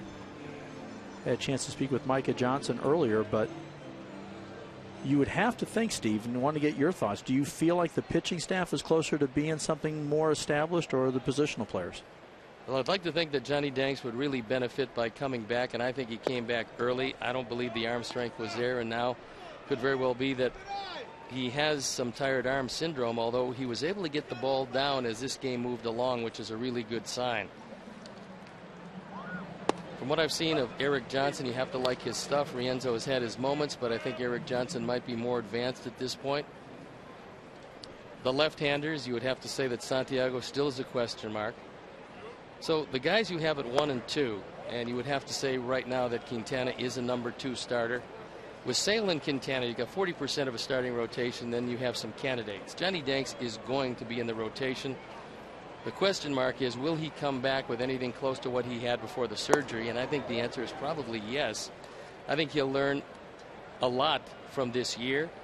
Pitching with an arm that wasn't 100%. He came back 2 months earlier by everybody's thought process. He wasn't going to be 100% till the end of August, and it's worked out that way. So the pitching staff has got a chance. Now, you might have to work on maybe another left-hander and certainly one more right-hander. You want to take the spot that Jesse Crane occupied so very well. And that's Rick Hahn's job. That's something that he's going to have to address. And the question for him, Mike, is going to be, number 1, how much money do you have to spend? Number 2, what free agents are out there? You're not going after Cano. You're not going after Ellsbury. They're going to both make gigantic money. With Ellsbury, it's a question of injury. He's been injury prone, has a broken foot at this point, which really hurts Boston. And so the high ticket guys are probably not there. So we see Dozier taking a walk, which means that there is no doubt that he's going to be looking to go. This is a huge insurance run, and he's one of their best base stealers. But that being said, there'll be some other free agents out there that might be very attractive. I know Josh Fegley has done a good job, but Brian McCann is one of those guys that a lot of people are going to be interested in, and I don't know if the Braves are going to be able to take him. They've got some high salaries there. Like Frank Wren did something that kind of surprised me. The highest contract ever given out to an Atlanta Brave was given out to B.J. Upton. $75 million, 5 years at $15 million, higher than Chipper Jones ever got, higher than Greg Maddux or Tom Glavine or John Smoltz or anybody else wearing a Brave uniform. Could be 2. It's bobbled by Simeon. He gets the out. But on the play, Dozier moves into second base. So once again, it's not going to go as an error in the book. It's just going to go as an opportunity to end an inning and a play that wasn't made. Well, it's a great opportunity for Daniel Webb. So far, he's gotten behind every hitter. Can he calm down? Can he get himself? Can he start to pick up his guys behind him by getting ahead of a hitter and hopefully a ground ball, an easy fly ball that he's got those 7 guys behind him to make the play? Garcia with a base hit in the first inning, drove in a run, was thrown out trying to steal. He's 1 for 3. And he looks at a fastball inside.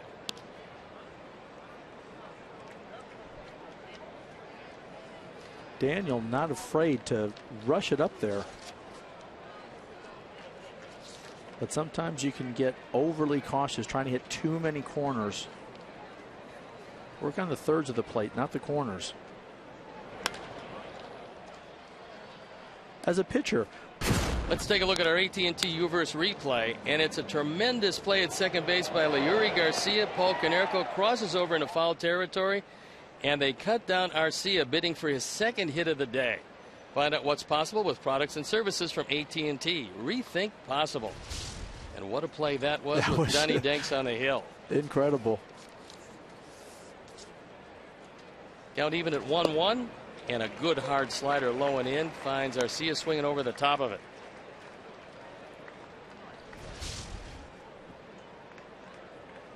As you see the Xfinity pitch track starting in the zone, catching just the outside corner, but a great location on that. And for Josh, knowing what balls are being called for strikes, hopefully one more. And there is one more, and he got him. They strand Dozier at second base, a huge insurance run left on the base paths, and we'll head into the bottom of the 8th inning. It's 4-3 Twins.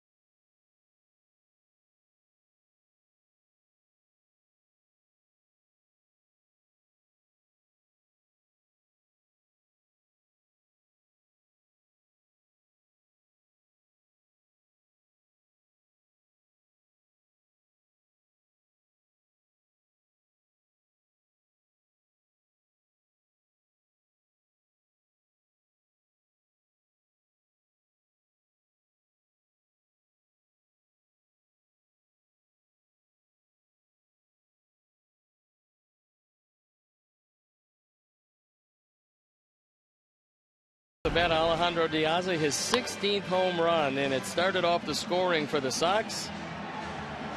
Into the bullpen. And RBI number 60 for De Aza. And we got some changes for the Twins. Jared Burton comes into the game, and we saw him last night. He pitched a scoreless inning. He's 2-9. The ERA just under 4 on for the 70th time. He's better as a setup man than he is as a closer. And Darren Mastroianni comes in left field. He played center field last night. And Chris Parmalee takes over at first base.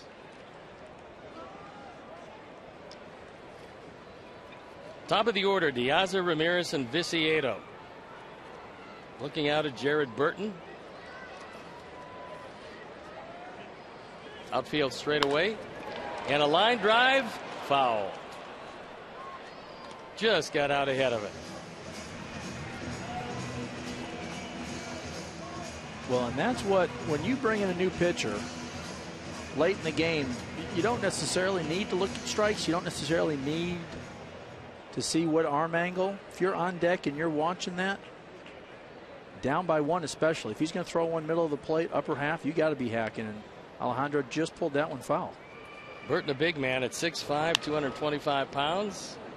And Alejandro fouls that one off. He's out of Westminster, South Carolina. Last year had a great year for the Twins. He was 3-2. His ERA just 2.18, and he appeared in 64 games. So he was used in the middle almost exclusively. He was called on to save 5 games. He did that very well. This year, not quite as good a season.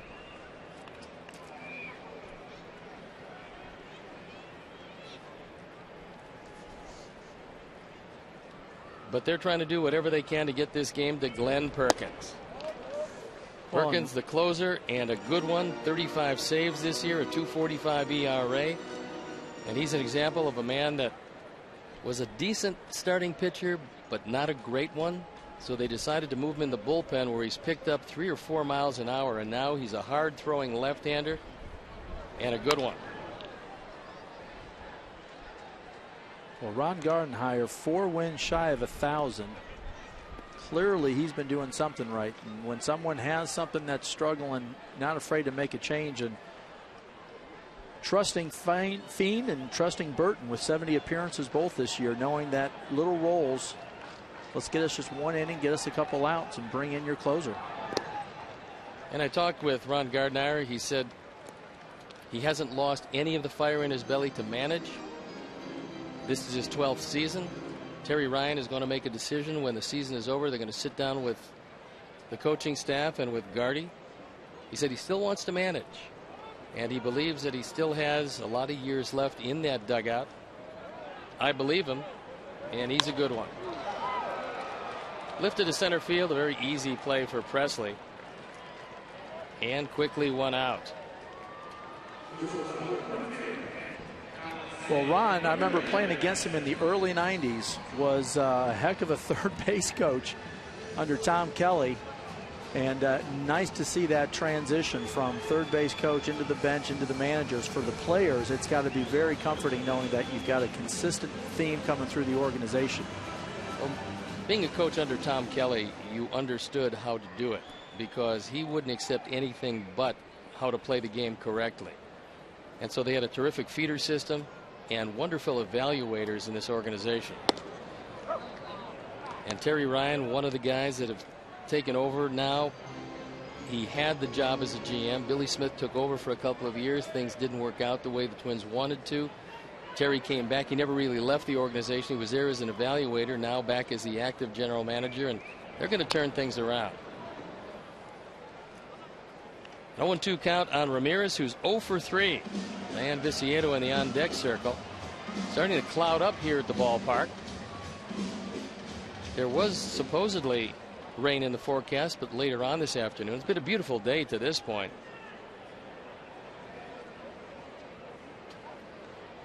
This was one of those Ernie Banks Let's Play 2. Perfect temperature, little overcast skies. Folks that came out today definitely enjoying themselves. All we need is a couple more runs to send them home happy. 14,520 in attendance here today. There's a look at Jeff Keppinger, who, as the young players have played, his playing time has diminished. A lot of youngsters called up, and a lot of them getting a chance to show what they can do.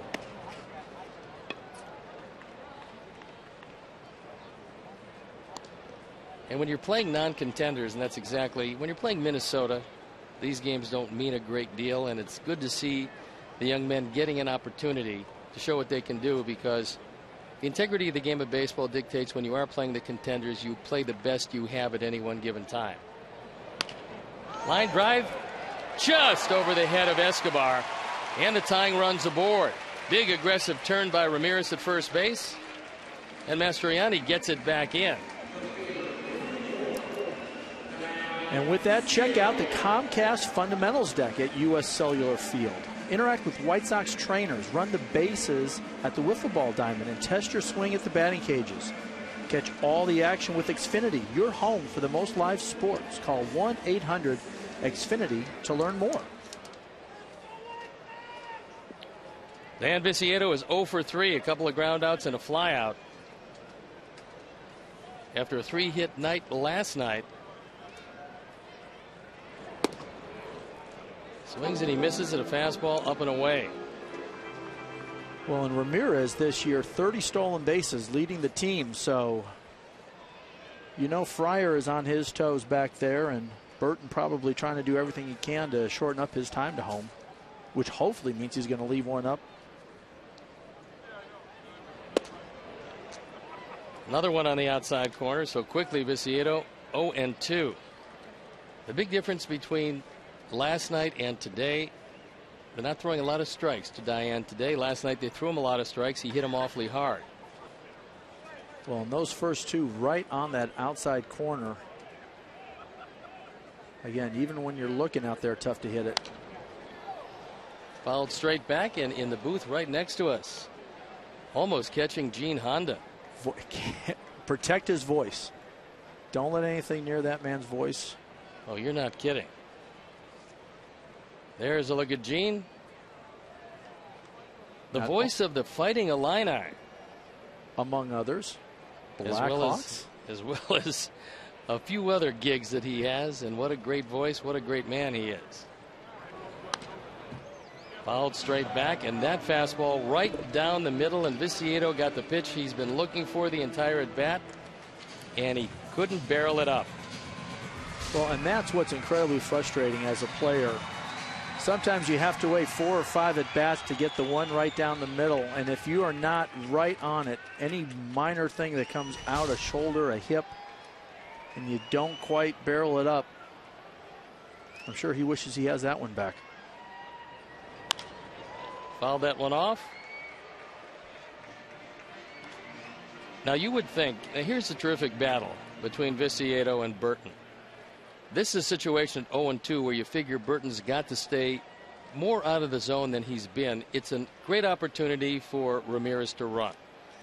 Well, we'll see what Robin has in mind here. I was going to say, as a pitcher, are you now thinking up and down out of the zone or in and out of the zone? I'm thinking face-high fastball.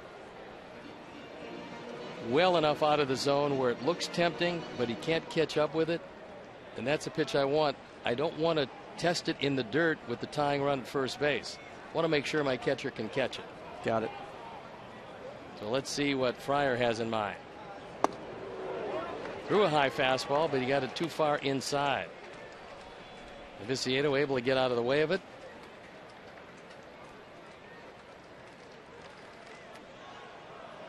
Everything away. He made a mistake with the fourth pitch, and that ball was well up and in. I'll tell you what, as a hitter, when you're struggling, everyone feels like it's on the corners. And the count evens at 2-2. And that was a very good take. That time, you could see Diane picked it up, had that body movement going outside, and then recognized it was too far out of the zone, was able to hold up. Like you said, it'd be interesting. Ramirez has a nice lead, nothing too big. Well, Burton noticed that it was a little bit bigger than it was on a couple of pitches before. Paul Konerko in the on-deck circle. He walked to lead off last inning and scored the 4th run, scored the 2nd run, but the 1st run of the inning, and a quick throw to first.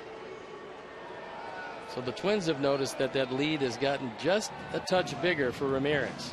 Well, and as a good base runner, that's one of the worst things you can do is have different types of leads. What you want to be able to do as a good base runner is get the maximum lead that you feel comfortable you can get back to first with his best move, but far enough that even on an average you can get a good jump and steal it.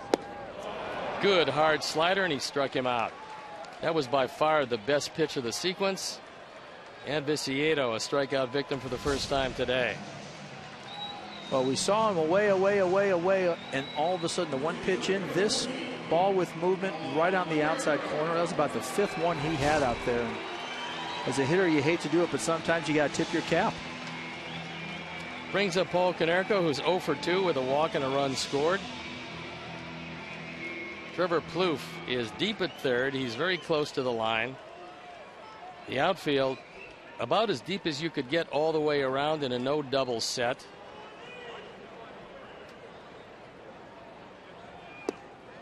Tried to check his swing, couldn't.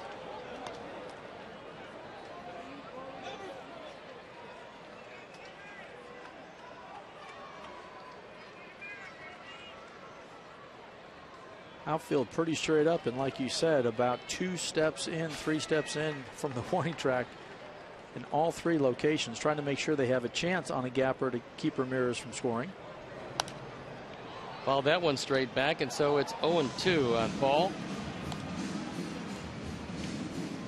Adam Dunn in the on-deck circle.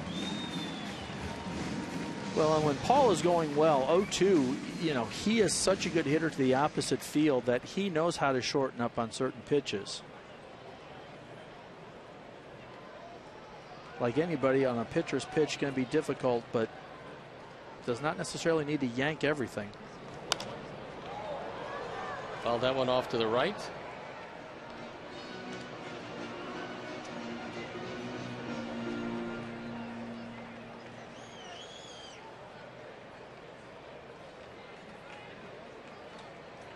Now, with a more veteran hitter, unlike a Viciedo, who's a little bit more free swinger, do you think the same way as a pitcher? A little up, little down?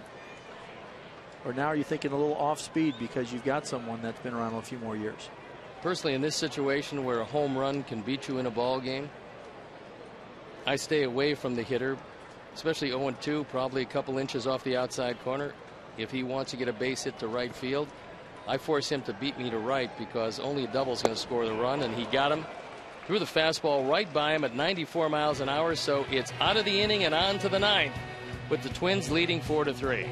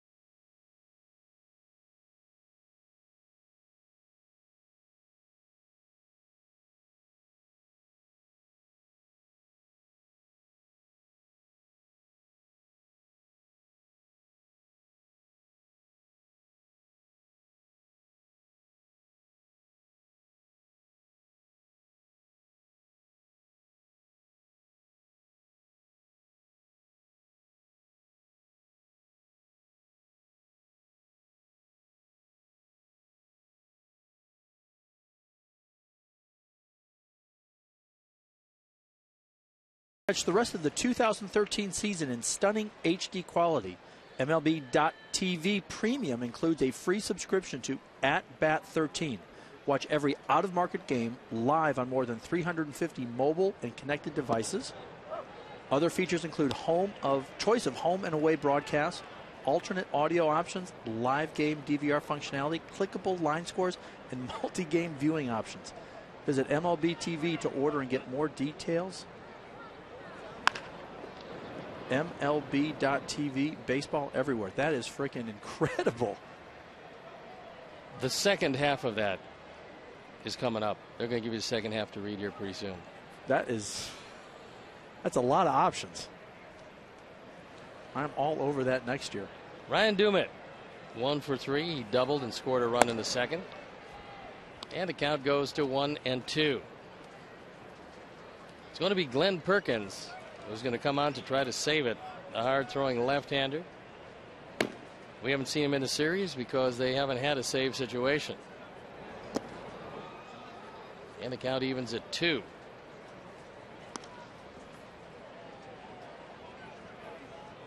Dumit, Colabello, and Thomas. If anybody gets on, Escobar to face Daniel Webb. Bullpen up and going for the Sox. Looks like David Percy as Dumit takes it down the line, but foul. Almost looked like a little bit of a defensive swing. Got the pitch he wanted. It was inside and said, I'm making sure I hit this instead of it hitting me. Dozier broke up with that walk last inning. 17 in a row. Well, I'm kind of surprised that they didn't try to run with it. And I'm glad they didn't. And the appeal, and Ted Barrett says no, he didn't. So the count goes full.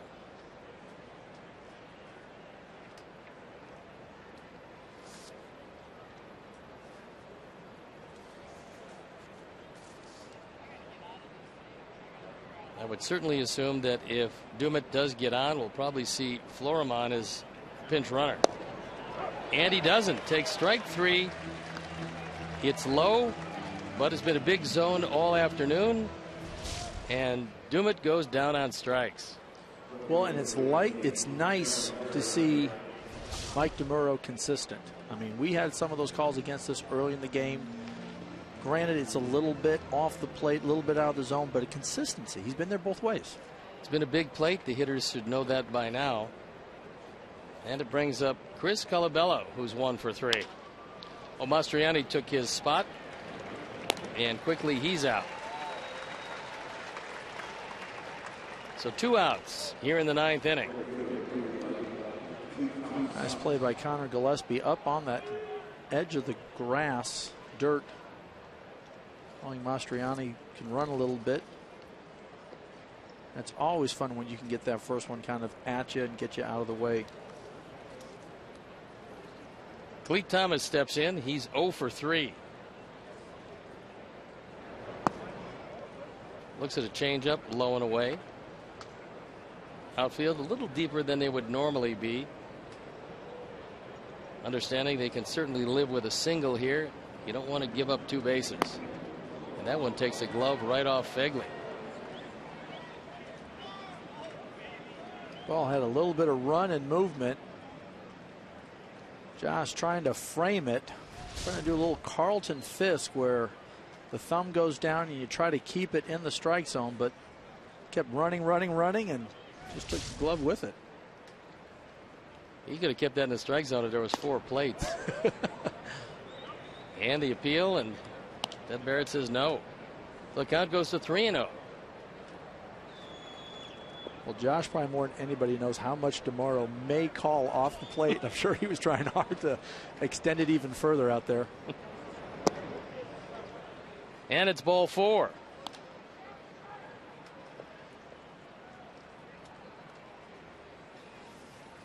Brings up Eduardo Escobar, who will turn around and hit from the left side. He hit the ball very hard the first 2 times up.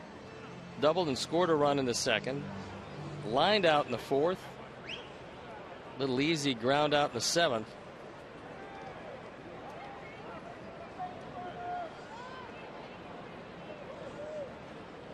Thomas has been successful, 1 of 4 in stolen bases. And a ground ball, easy play with the force at second base, and it's on to the bottom of the 9th. Sox trail by a run.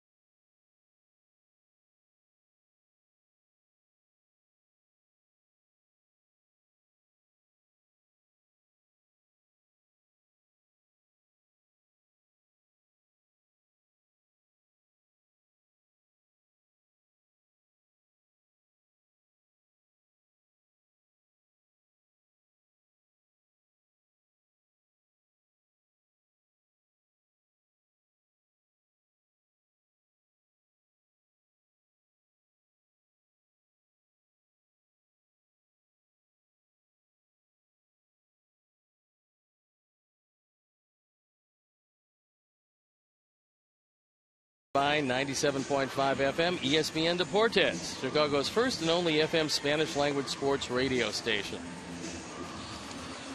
And coming in to try to nail this one down is Glenn Perkins. Perkins 2-0 this year, on for the 59th time, the ERA 2.45, looking for his 36th save. 58 2/3 innings, he's fanned 73, he's walked just 13.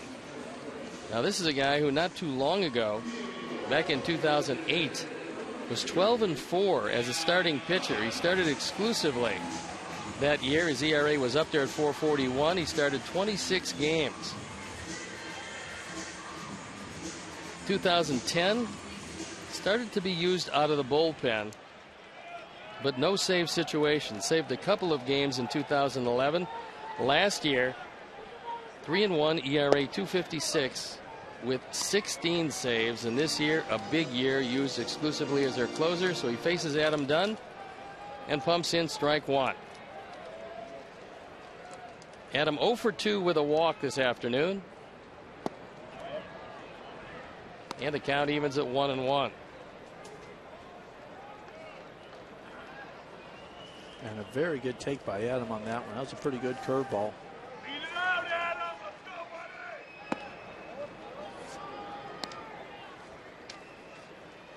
2-1.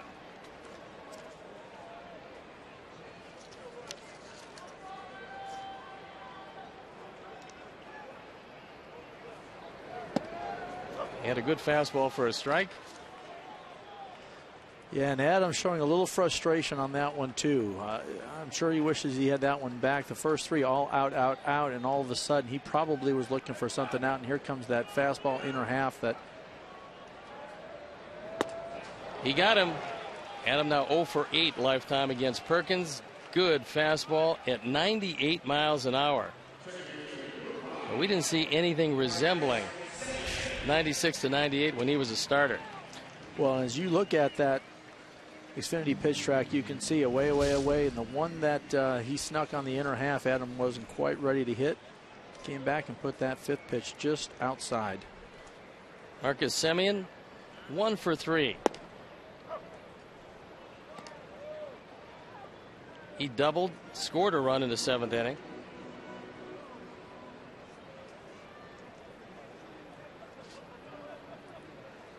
Hit the ball well on one outer half to the right center gap. That evens the count of 1-1.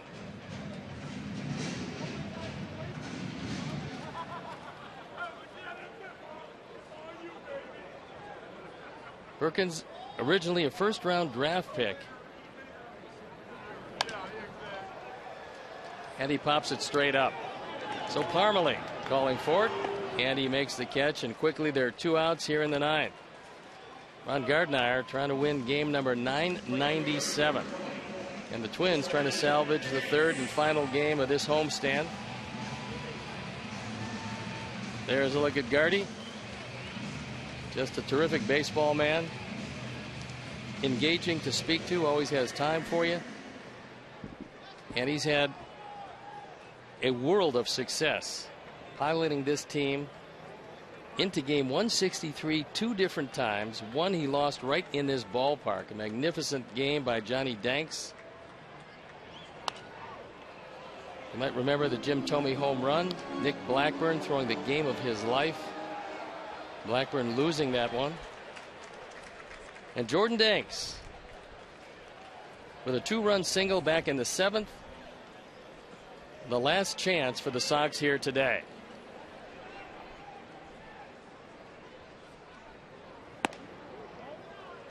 Count evens at 1-1.